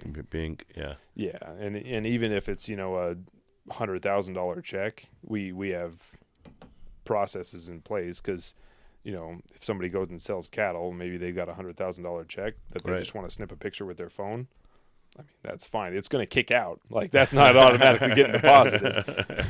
Right. That's going to go somebody to at the bank can hit can an review approve that. button Exactly. and say, oh, yeah, that Bobby said he was going to the cattle sale next week. Yeah, so they go call him up and legit. say, exactly. Yeah, well, and that's the thing about the know your customer too, right? Yeah, right. I mean, JP Morgan doesn't know their customer, but Yeah. we do. And so it's a lot easier for us to do those types of transactions. So you mentioned our boutique IT firm, but it's definitely more of like a boutique bank is what we're starting to push towards, but within that niche, right? So we actually know your name and all that kind of stuff. Well, and we'll come to you, right? Right. You need something set up and you need to run a bunch of checks at your office. We'll come set up your check scanner. Right. From the IT side, I've tried to set up check scanners for JP Morgan. That's a pain in the butt. Right. It's terrible. Fair enough. And then as soon as something updates, whether the browser, whether Chrome updates or something, it all breaks. So we got to do it again. Fair enough. But, what do you like about banking as an industry? And contrast it with IT space a little bit. I was going to do the same, honestly, because you get to touch all the different types of businesses, right? Yeah, we're not one of the IT companies where we only do dental offices. Right.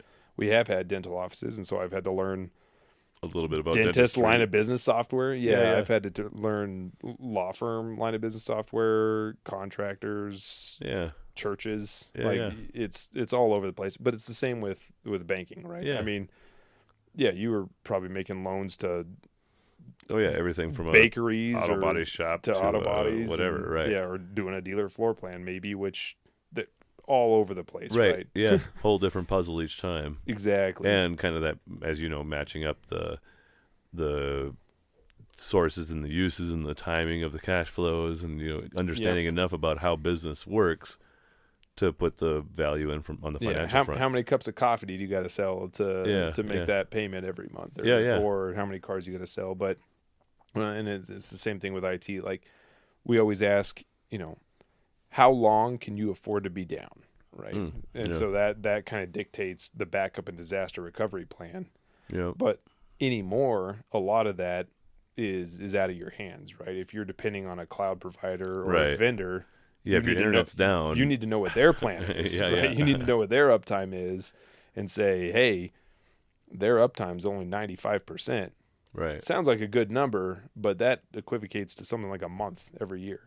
Right. Not that high. Whatever, a week every year at least. But, if that all happens at the same time, right? They didn't violate their contract, but you're screwed. Yeah, yeah. And so that's what we stress. Just how long can you afford to be down, and what does that look like? And then understanding that whole model, exactly what your customer is actually doing. Yeah, because it's a lot different for like I said, a church versus a law firm is very different what their needs and requirements are. Yeah, fair enough. You want to talk any philosophy of business or next steps with Mjolnir or things like that? Like we're getting ready to do the closing segment soon. All right. Yeah. No, it's. Our business cards, the back of them, they say it's all about relationships, not IT, and that's, I mean, I think that's just like just that's kind of do the golden rule, right? Yeah, treat them like you want to be. Like somebody submits a IT ticket, they're frustrated already. Like they're not reaching out to you to ask how your day is going. They can't print and they're pissed about it, so it's fine. Like we get that, and we try to respond as if we're doing the work. You know? It's I see other industries, whether it's people I know working for different companies saying like, hey, how long should it take to set up this computer? I don't know. Well, you do a lot of specialized stuff. Maybe 2 days. They say, oh, not 3 weeks. No, it probably shouldn't take 3 weeks. Your IT department's probably just phoning it in for a couple weeks, and it's something where right. it's some large IT. The IT department's way larger than our company. Yeah. So it's either going through all the bureaucracy or some guys just playing video games for a week and then they'll get to it. Yeah, or who knows, right? Yeah, it's that's one of the challenges of, especially when you're a small fish wanting attention from a big fish. Yeah. In that space. So our philosophy is like, hey, if we were the ones having the problem, how are we going to handle it? Yeah. So fair enough. How's your beer? And it's worked well. You're still half good, right? I'm still half good. Yeah. Okay. So you're a listener, I believe. I think you reached out to me saying I liked your podcast with somebody. But so faith, family, politics, we always talk about. Yeah. Do you know where you'd like to start in that? We just got our son baptized. Okay. So we can start. Congratulations. There. Thank you. Is that the family front then? Both, family, faith, yeah. So So you've been with what's your wife's name? Gina. Mm-hmm. Yeah, since 20. We got married in 2014. Okay. And hold on, what's today? It is April 24th, I think. Oh yeah, my clock's ticking. I got a week and a half, less than that, and then it's our anniversary. Oh. Our 9th anniversary. Oh, congratulations. Thank you. Yeah, May 3rd, we got married in 2014. So, yeah, very good. But yeah, so I gotta. Next year's a big number 10. You're gonna do something special for that one. I'm gonna try to. So I'm gonna get some time off. Yeah, I'm gonna start planning. Tell now. Zach now. I'm gonna start planning that now. You need for a that. vacation early May next year. So we've been married almost exactly 9 years now. Okay. And you got your son is the oldest, and you got a fresh one too. No, he's the youngest, and then our daughter's. So our daughter's 5, almost 6, and then he just turned 3. Okay. So. So you just had him baptized, but not at 3. Well, yeah, because I know that's kind of a tweener time. Well, it's not great, no, but he was born 2020. Oh, right. So he was born April 2020, and so for like the whole first year, it wasn't even possible to schedule it. Right. Then for the next year, we were just lazy about it, and then finally, oh wait, we were going to baptize the baby. Exactly. It all finally lined up. Our daughter was baptized now. when she was like 3 months, so that's more normal. We have a baby dedication, and then our church does baptism. Once you're ready. And I've seen some pretty young ones. We had like an 8-year-old or something like that maybe get baptized the other day, but 3 would be pretty young. Yeah, it wasn't his idea, although he was pretty excited about it. Yeah, he was ready to jump in the baptismal there. So, so that's your second, and what's his name? So he is Hurley. He just turned 3, and he's the one named after Grandpa. Mm-hmm. Okay, and then Juliana she's 5. She's in kindergarten. I really like the name Juliana. That's one of my. I know a handful of Julianas, and they're all pretty great. Well, everyone's like, why'd you pick that name? Is she a family name? And I was like, no, we just liked it. Yeah. There was a pretty cool TV show, and the main character, Juliana, was like this really strong, like kind of badass. So yeah, that's like, cool. Cool. I dig it. So we have one-word descriptors of your kids. Would you like to effort that with Hurley or Juliana first? Okay. Let me think about this. it's all good. So, you can use hyphens if you want. Yeah, okay. To make a word a little bit more meaty. I would say Juliana is inquisitive, right? She's at the point where she's always asking questions, like wears me out, right? Obviously, but right. But you don't want to turn that off, and so it's always good. And she's 5 now, so does that put her at preschool, kindergarten already? Yeah. So she was ready. So like her best friend, we're planning a joint birthday party right now. He turns 7 like a few days before she turns 6. Right. But they're both in kindergarten. They're best friends. They're doing great. And she's much more mature than he is in most ways. Yeah, because the guys, they don't figure it out till I was 40. Yeah. And how about young Hurley? Funny, jovial, maybe. I don't know.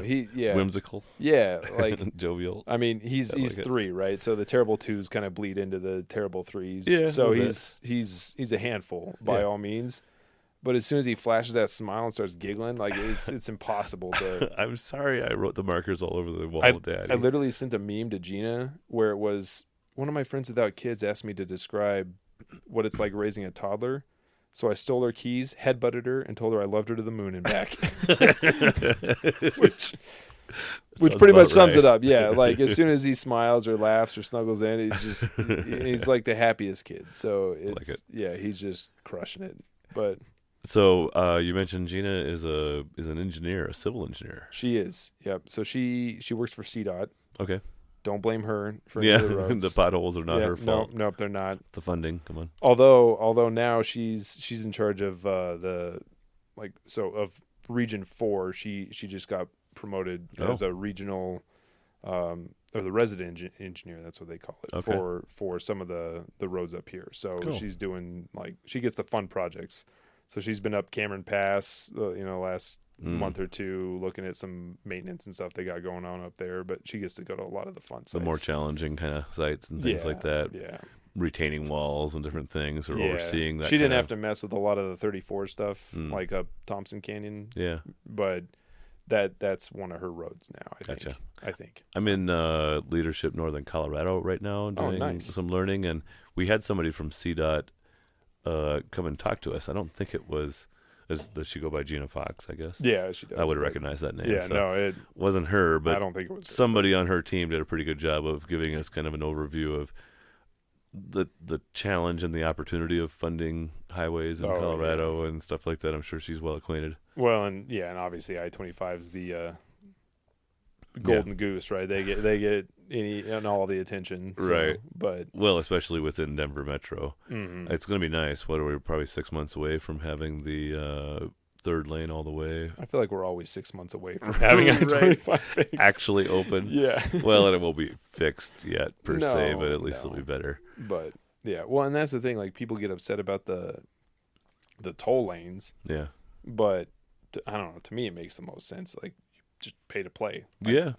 I'd rather you can go faster. It just costs more. I'd rather the people using the road pay for it than my tax dollars go to some road that I'm never going to use. Well, and that allows my general theory of driving to be, because I don't think of speed limit signs as really being limits. It's more suggestions, and if you want to pay a little more, you're going to get a ticket once in a while. Yeah. We rented a car.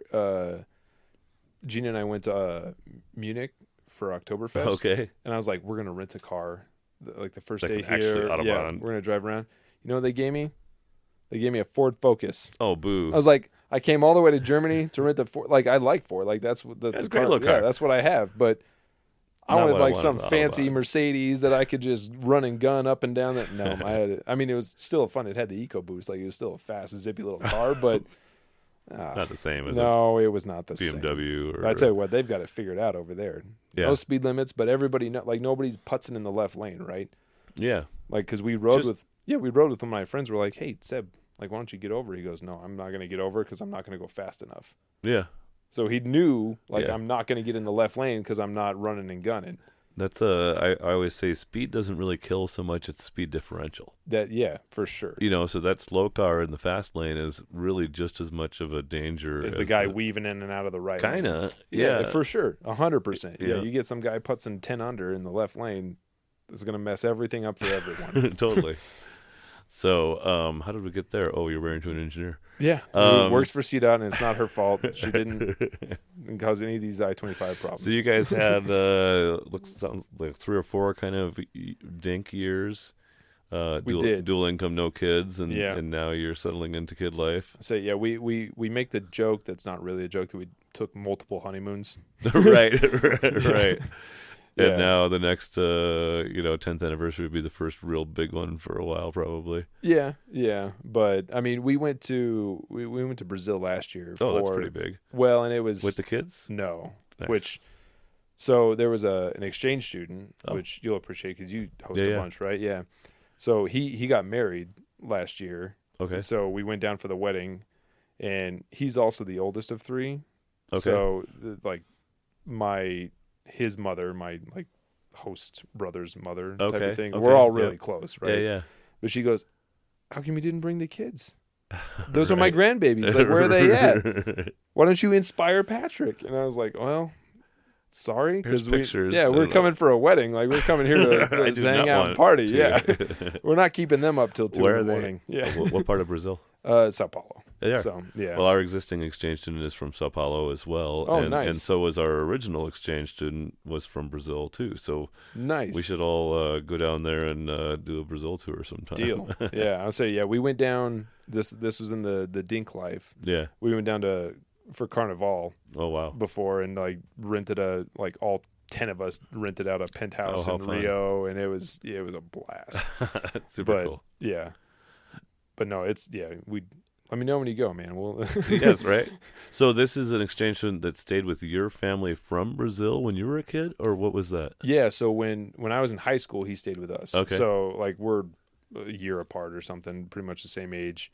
And then he and I actually lived in Spain together for 6 months. Okay. So yeah, he said, "Hey, I'm going to study abroad in Barcelona. You should come." Oh, cool. So I went and talked to my advisor at CSU, and I said, "Hey, I'm going to study abroad in Barcelona this fall." She goes, "Well, I don't know about this fall. Like, the deadlines are 5-6 days away. You're probably not going to do this fall." I was like, I don't think you understand. Whether I get credit or not. We're gonna do this fall. Let me know what I need to do to make this happen. And it worked. I got capstone credit over there. Oh, that's cool. Yeah.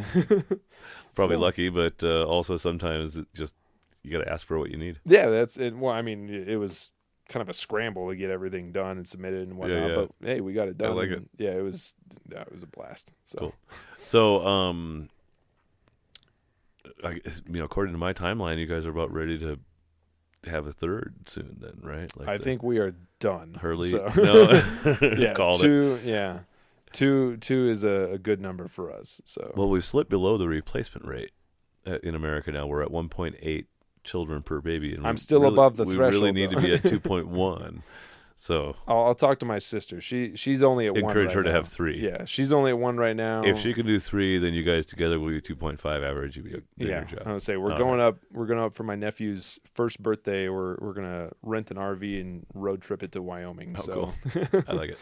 So you hinted toward faith with the baptism, but what's that mean in your world, and is that the same as it has been for your family? Is that a stable force in your world? Yeah. So I was raised Methodist, and okay. she's half Italian, so she was raised Catholic her whole life. But I made the joke to my father-in-law, which he did not appreciate, that I'm Methodist is just Catholic light, is twice the singing and half the guilt. Sounds pretty accurate. Yeah, I thought it was spot on, but he did not think that was quite the right tenor. So have you guys kind of introduced your kids to both faith backgrounds? Yeah. I mean, we go to the Catholic Church quite a bit, and then we'll go to Timberline and stuff too. Yeah. Just to mix it up a little bit. So. Yeah, fair enough. But do Methodists? So they do infant baptism, not like when you're ready kind of baptism. Correct. Yeah. I mean, I'm sure there's some if you want to, you can do that too. But that's their normal practice. I was baptized as an infant. Same with me. Yeah.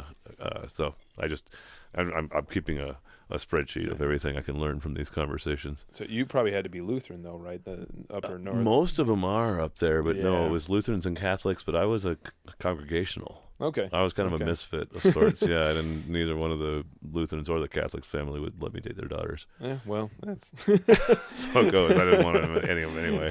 I told you there was only 5 in my class, right? Yeah, that's a small pool.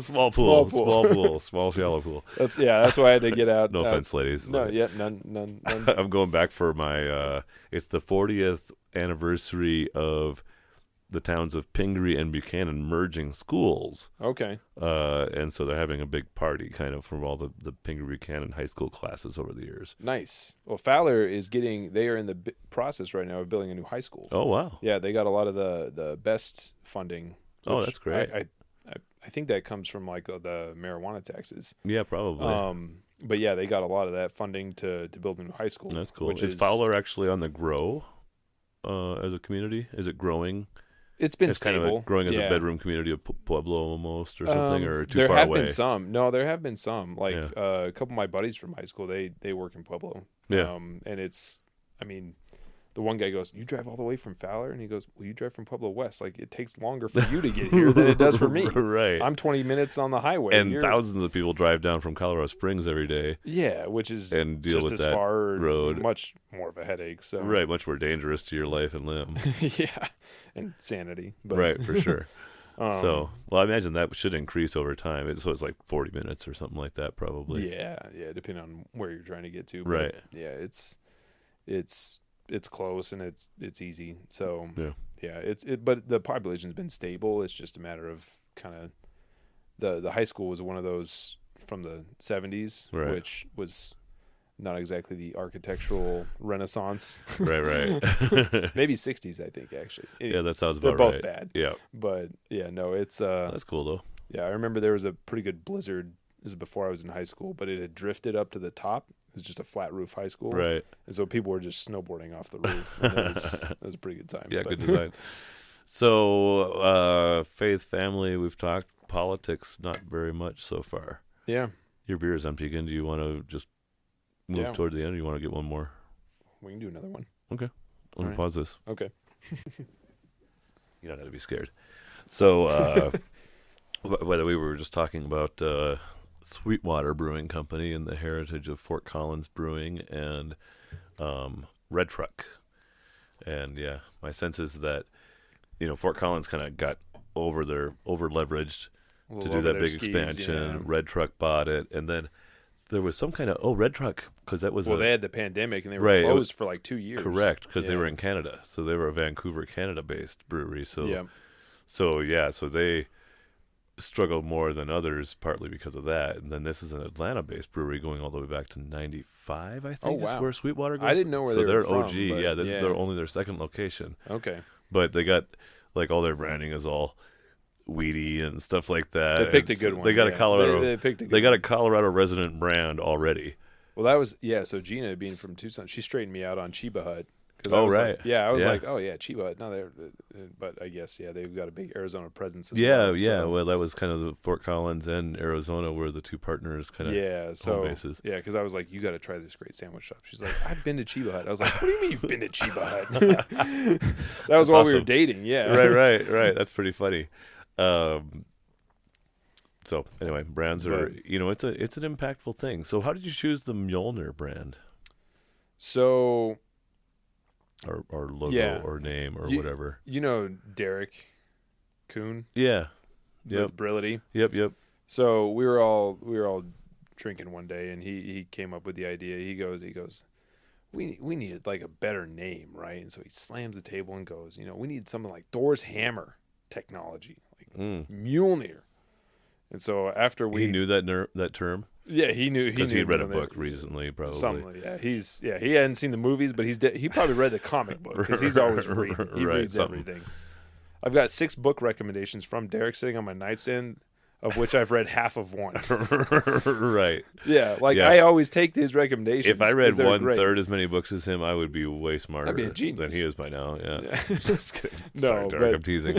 So he's like, because you guys were going to be like, so we asked his blessing. Zach and we asked his Zach blessing. and Sean. We said, hey, that's a great name. Okay. Because we bring the hammer. Right.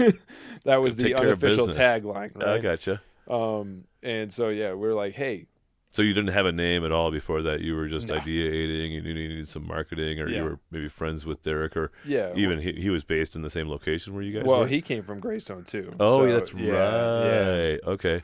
So we told him, we're like, hey, we're gonna use that since you guys took Brility as the name. He goes, go for it, guys. he was stoked about it. I like it. So okay. And everyone's like, well, you're just ripping off like the hammer. Like, what happens when Disney sues you? I was like, well, that's how you know we've made it big. Right. As soon as Marvel gets a hold of us and files a lawsuit, that's how you know we've made it. Well, way too big. They don't sell any IT to anywhere, right? They're not going to confuse anybody. No, and plus, it's all the Norse mythology, right? Like, it's not. They don't own Mjolnir. They don't own the hammer. Yeah, they own Chris Hemsworth. As long as your hammer looks enough different than their stylized we made hammer. our own hammer, which is based on theirs in the North and South. Like, they all look similar enough. Yeah, Thor has been pictured with 1,000 hammers. over the years, probably 10 times that. I mean, what? He's 1,200 years old. Right. So he's Well, he's had to go through a few. Yeah. They wear out. So politics. Yeah. I was just sharing with you, I think, right before we got into here, started recording, that we've had 2 major political correspondent casualties.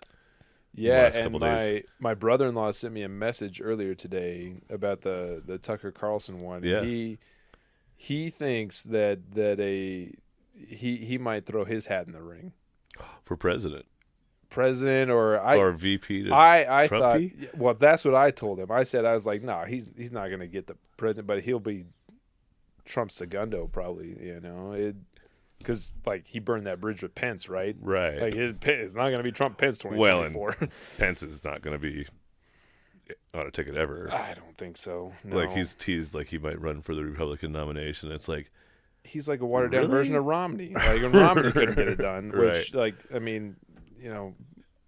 bummer for that guy. He came up against Obama on his second term. I heard firing somebody on all listening cylinders, about talking about whether because Biden's supposed to announce this week. That was some of the other big political news this morning.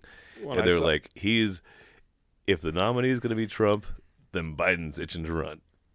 I mean, I get it, right? Right, I beat him once. Yeah, that's the thing. When I saw some headline, I didn't even read the article because I knew it was nonsense. But I saw the headline that said 38% of people are fatigued if it's another Biden-Trump election. Yeah. I was like, Yeah. that's because they've only interviewed 38% of the people. 100% of the people are fatigued by that. Right, that idea. When we were talking about Brazil too, Right. Or, the whole off the Lula podcast, but the way it works there, first of all, the voting is mandatory. Mm-hmm. You have to vote. Yep. B, it's wide open, all the candidates, and they just keep whittling it. They just keep voting until they finally get down to 2. And so I don't know if that's better or worse, but I don't know. It makes more sense because I suppose. Yeah. Yeah, I don't know. I voted for Gary Johnson in 2016, I'm pretty sure, and it did a lot of good to nobody, but it made me feel better about myself. So So what did you do in 2020? 2020, I think I voted Biden in 2020. Oh. I know. Just because I won't judge you. It was hard. It was confusing. Yeah, well, and the Orange Man libertarian, bad. the libertarian just didn't have a good they didn't have a Ron. They didn't have a Ron Paul. They didn't have a Gary Johnson who actually had some traction, you know? Because Ron Paul came to CSU while I was there, and I was like, this guy, he's awesome. Yeah, he gets it. Everyone goes, oh, his foreign policy is terrible. I was like, we don't need to be everywhere. Right. We can take care of home first, and that's fine. Yeah. But that's your philosophy a little bit, is kind of that Ron Paulish libertarian leaning. But you just said that you voted for Biden, so that was because Trump was bad. That was mainly it. Yeah, I didn't voting for assholes kind of thing. Kind of, pretty much, yeah. Oh, I don't even have that. I voted for Kanye, so there I voted go. for an asshole, but what I thought was a more. Do you watch Always Sunny? Always Sunny in Philadelphia? Yeah, I have. I would say they did a 2020 episode that was like a Forrest Gump take. Okay, but they're all like, yeah, our guy couldn't get a fair shake, and they lead up to make you think that our guy is Trump. Our guy couldn't get a fair shake. Our guy was outed by the media as being an outsider and all this stuff. And then they're like, yeah, Trump. No, Kanye, obviously. It's an interesting, who wants that job? I don't know. I don't know either. But just so you know, yeah. So one of my buddies who I golf with all the time, this is a shout out to Eric Lundy, because I'll make him listen. I'll make him listen to this, but he's a little bit older, but he and I have had a lot of philosophical discussions about libertarian views and politics. So we've always thought a Lundy Fox ticket was coming, which can happen in 2024. Okay. So I had to look up this. So I have a weird birthday. So you got to be 35 to be president, right? Yeah. So I wondered, well, okay, he's 38 or 39 or something already, no problem. Yeah. I turned 35 in December of 2024. So it'd be after the election, but before the inauguration, which would qualify me. Well, I mean, Obama was born in Kenya or whatever, so yeah, that whole like, rulebook is like not the you way can to get go a fake anymore. birth certificate. It's fine. It'd be fine. You can get one. There's problem. bigger challenges you have to becoming president. Just kidding. Yeah, the fact that nobody knows that Sean Fox is running for president. Right? Yeah, That would, that or, could be a and problem. that you could spend all your money and still almost nobody would know. I could spend all of a lot of people's money and still nobody Totally, would yeah, know. that would be the fun part. Yeah. Is other people's money. So I've often thought that I should start a super PAC too, because there's like no restrictions on those, right? I don't know if Right. you Oh, know, yeah. like Stephen Colbert, he did this whole start a super PAC. I don't think I do. Oh, that was before he was like late night. It was when he was still at Colbert Report. Yeah, Yeah, he started a super PAC. Tons of people donated to it. There's no accountability. right. Like he can You spend can the give money on yourself whatever. a fat salary. Exactly. You like. There's very little auditing that happens. Oh yeah, I totally want a super PAC then. Yeah. If you're out 100%. there listening and you know how to like put a super PAC together, I've tried. Every lawyer friend that I know, I have tried to say, hey, let's start a super PAC. You can do all this. And they said, Yeah. no, Sean, we're not doing that. Damn it. Come on. Well, you just got to find some more shady lawyers. That's it. Yeah, that's the problem. The people I know are way too upstanding. They're killing me. If you want to find They're lawyers killing without me. integrity, you go to Washington D.C., Mister. That's true. They're all lobbyists That's where you already, find and they're them, making way more than super Right. PAC money. Right, they're already charging too much. Yeah. So if you were going to describe your like political leanings, it sounds fiercely independent, at least a little Yeah. bit. So I had to change. I was registered libertarian. Okay. But I changed to independent because of the caucusing. Right. So because like Colorado did that great thing where you can vote in any caucus. Right. And so I was like, cool. But as a libertarian, I couldn't do that. So I changed my registration to independent. But yeah, that would be, to sum it up, like fiscally conservative. The fact that we don't have a balanced budget, that we're just borrowing up to the eyeballs, is stupid to me. That makes no Right. sense. Like, that's ridiculous. So you're Unsustainable. cheering on the Republican slash that House thing. right now. Slash that thing. Yeah. Well, I mean, don't raise the debt ceiling, but you got to raise the debt ceiling. Like, Yeah. I get it. But slash that thing to the ribbons. Yeah. That's why I like Ron Paul. He said, hey, we'll have a balanced budget in my third year as presidency, because it's not realistic to curb all that in the first year. Right. It was a realistic approach to a balanced budget. All the states got to balance their budget. How come the federal government doesn't have to? But then all the like social aspects, I'm more left, right? So let people be like they want to be. Yeah, like you want to legalize weed, like That's fine. yeah, who cares? That's not affecting me at all. Okay. Right. If it doesn't affect my life, like I'm not that worried about You don't it. care. No. So How about the how do I say it right? I go for it. Like it's been pretty weird to me. I don't have kids, but With the like, abortion pill and stuff? well, not that so much, but because I think that should be a states' rights issue. Period. Like I think it's good and healthy for our nation to have a large variety of different states that have different rules for each other. That's how a we little were bit and founded, stuff. right? That's what we're supposed to be. Yeah. No, I was trying to think of how to say it quite right. Like there's a lot of gender confused kids. Like the the world Florida, right like now. the Florida don't say gay stuff, and All that kind of stuff. And is Florida right to push against that kind of thing, or are they not? Because where I come from is a personal experience. Like my friends with 12, 14, 16-year-old kids are like, it's like a lot of our class yeah, is theys that used to be she's, and he's that used to be hers, and whatever. Like, what? That's not it's not a political thing, but it is. it's become it's one. cultural, Yeah, right? It's become one for Like, sure. does the culture lead the politics, or does the politics lead the culture? Well, I mean, it kind of depends on where you're at in the country, right? Like, I mean, we were talking about the 2024 stuff. Ron DeSantis has obviously made his claim known, and he's planting his flags in the he's ground. trying anyway. What do you think? Is he a legitimate candidate against Trump in the? I think he's legitimate, but I don't know. I saw some tweet the other day that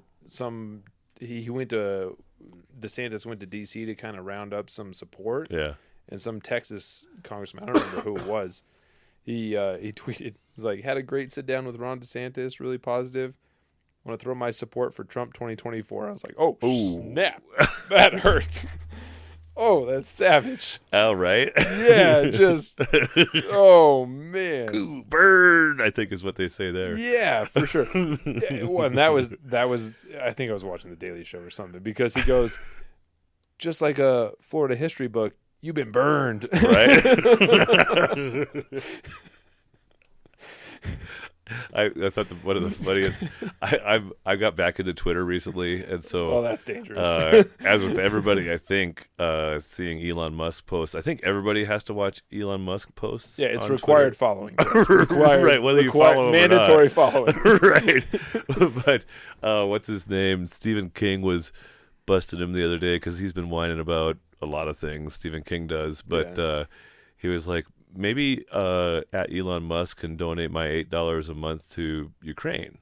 I recommend this particular foundation that deals with such and such.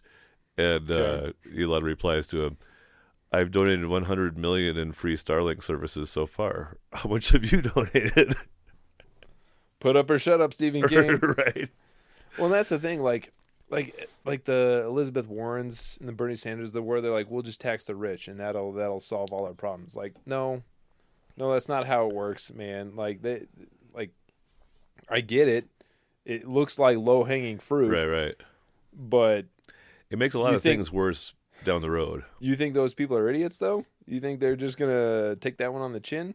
Right. I mean, maybe the Warren Buffett's the world will, because they got too much money. Right. Because he said one time he should pay more. It's not fair how much he pays in taxes. He should pay more. I'm like, well, you can pay more. Like, they'll take a check. But he also said back in the earlier days of his rise to prominence that, I'm not donating much to charity right now because I think I can do more to grow it.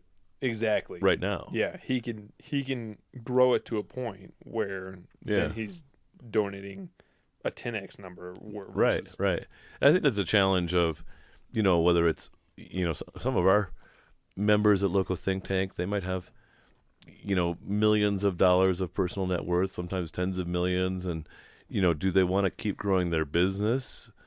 Do they want to, donate, tens of thousands of dollars to charity every year? Which is the better place for them to make a bigger impact on the world? When most people choose to give some, while still reinvesting and growing their enterprise. I love that we talked about the macroeconomics, and I love that, but I love the micro too, like just asset allocation, right? Of, hey, I got a pool of money that I can put to work, but how exactly am I going to put it to work? Am I going to donate to a political cause? Am I going to donate to a charity? Am I going to invest that in an ETF? Like, where's that going? You got so many choices of what I can do. So many choices. Well, not just your money, but also your time. Exactly. Yeah, I would say we've done recently like quite a bit of pro bono work for nonprofits, which. Thank you. Yeah. It's. I mean, you get the request. You're glad to be in a place where you can do that. Yeah, it's like you don't want to say no, obviously, because it's you see a nonprofit that you believe in, they're doing good work, and you say, hey, I've got some expertise that can help them get to where they need to be. So it's a really easy answer. Do you have favorite causes, favorite nonprofits that you have supported over the years, or that you really? Well, I mean, this is like a double-edged answer. You don't want to cut anybody out, but no, I don't want to cut anybody out. But like, I mean, it's nice having the ones like to bring it back to the faith, the Catholic charities, because a lot of those also have a tax credit associated with it too. So, right. It's like, hey, can't take the finance. I can't do it. you see that? Oh, hey, you get a 25% tax credit for donating this. Okay, that's a slam dunk. Right. That's a slam dunk. Totally. I just met a guy at Sweetwater Brewing. We were just talking about the other day, and they sell a solar shingle alternative to Tesla, and it's a fair bit more affordable. And with a 30% tax credit, it only pencils out to like 1.5 times high strength regular shingles.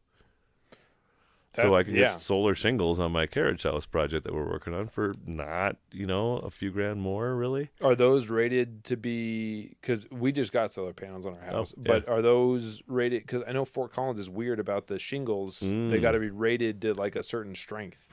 He said they were perfectly good for Fort Collins. I don't know. But cool. Then, that's 25-year warranty. Yeah, no, it's just like because of the hail. Yeah. They got to be rated to some like class 4. Because we had a 3-year stretch there where hail was really regular, Yeah. followed by 4 more years after So it with I'm in a none. leads group at the chamber, Okay. and there's a roofing guy in there, Mike Montoya with Ethos, and that was Mike. Yeah, Mike. I will say he knows all the answers, but I couldn't remember his name, but Mike. Yeah, he knows all the answers. I've learned so much about roofs. right, he seems pretty expert. Yeah, but Fort Collins is weird about what they require for roofing. Well, I'll look into it a little more before we go forward. Well, and I guess about the all the new regs that may or may not pass for your carriage house. Oh, right. Well, I should be down that road. You're already in? Yeah. Okay, yeah. Good. Well, and we have a 10,000 square foot lot, so whether or not we should be okay. You're over the threshold now. Well, kind of. Well, I've already complained about it on this show, but like the change, because we only have 1,000 square foot house, we were actually only going to be able to build a 600 square foot accessory dwelling unit. Okay. Because of an arbitrary number of our existing house. But thankfully the old regulation is what our permit is applied for under. So, and we have a big lot. Good. So I won't even get on the U+2 thing, but yeah, that's yeah, we could spend a long time probably. That's a whole other podcast. Yeah, it's true. So from a local politics standpoint, is there anything that's really an issue for you or your family, your firm? Nothing for me. I mean, I think the ranked choice voting that they're going to do, I think that's solid.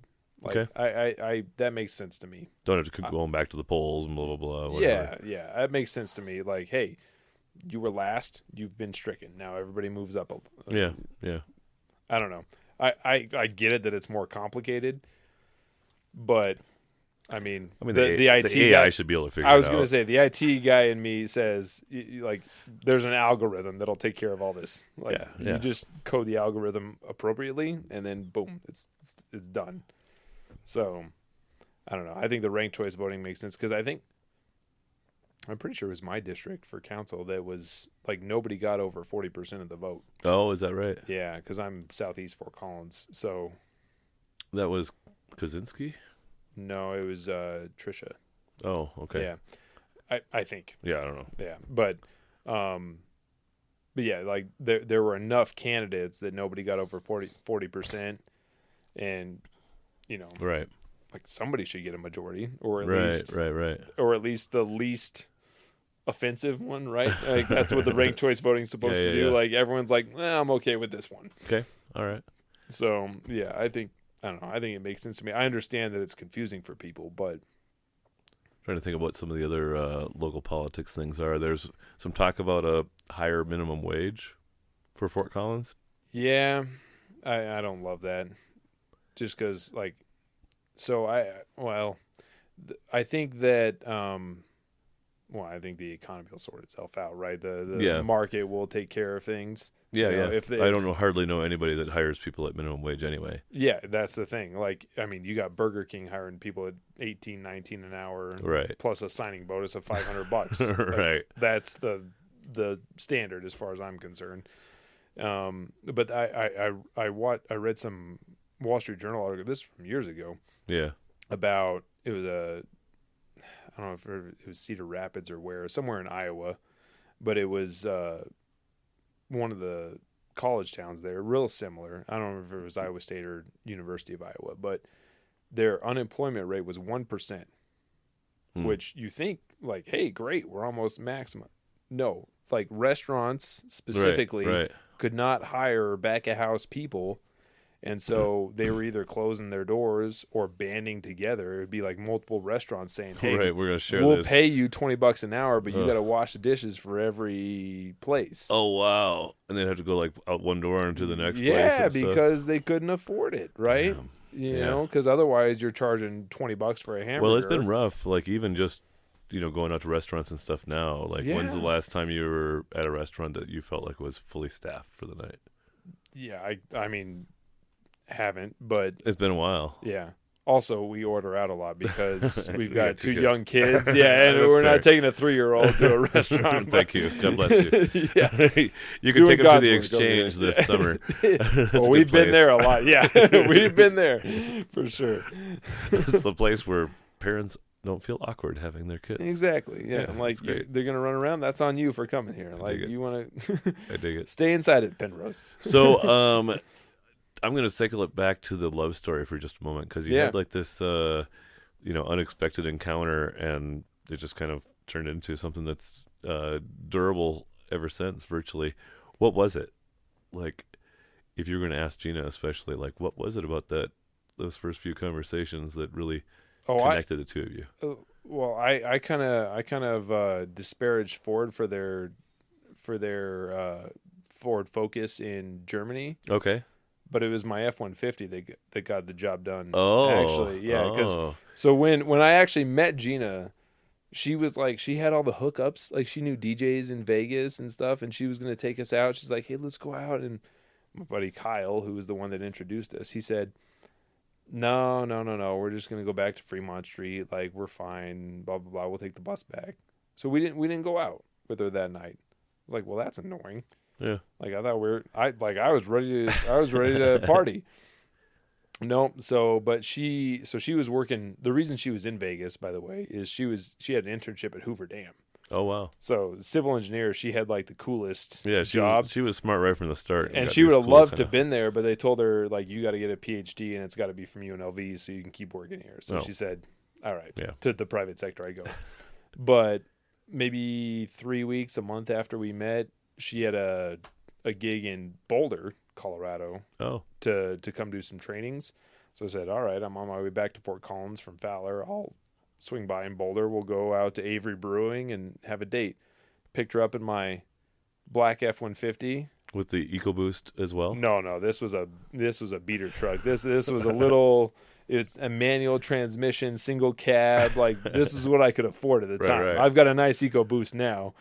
But at the time, it was just some little black single cab that I could afford. So, but she goes, she still tells me, she's like, wait a second, like, was this guy attractive? Like, I don't remember him being attractive, but I showed up not in a like fedora, ready to go party in Vegas, right? I was just my normal self, Right. You know, pickup truck, picking her up to go to a brewery in Colorado, right? Right. And that's what did the the trick. man So the real authentic self. Yeah, and that made the impression that lasted. Made it easy for you guys just to be authentic with each other, it seems like, almost. Yeah, and that was it. So that first date at Avery Brewing, it was like both of us felt super comfortable, and it was like I didn't have to put on airs or anything. Yeah. So it was. I like it. Yeah. So I just kept calling her after that until she finally succumbed. Well, She goes, like you call me every night. I was like,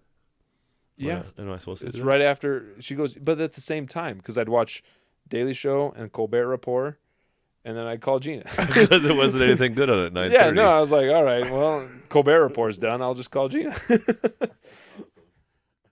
Thank you for listening to this episode of the Loco Experience podcast, produced and sponsored by Loco Think Tank.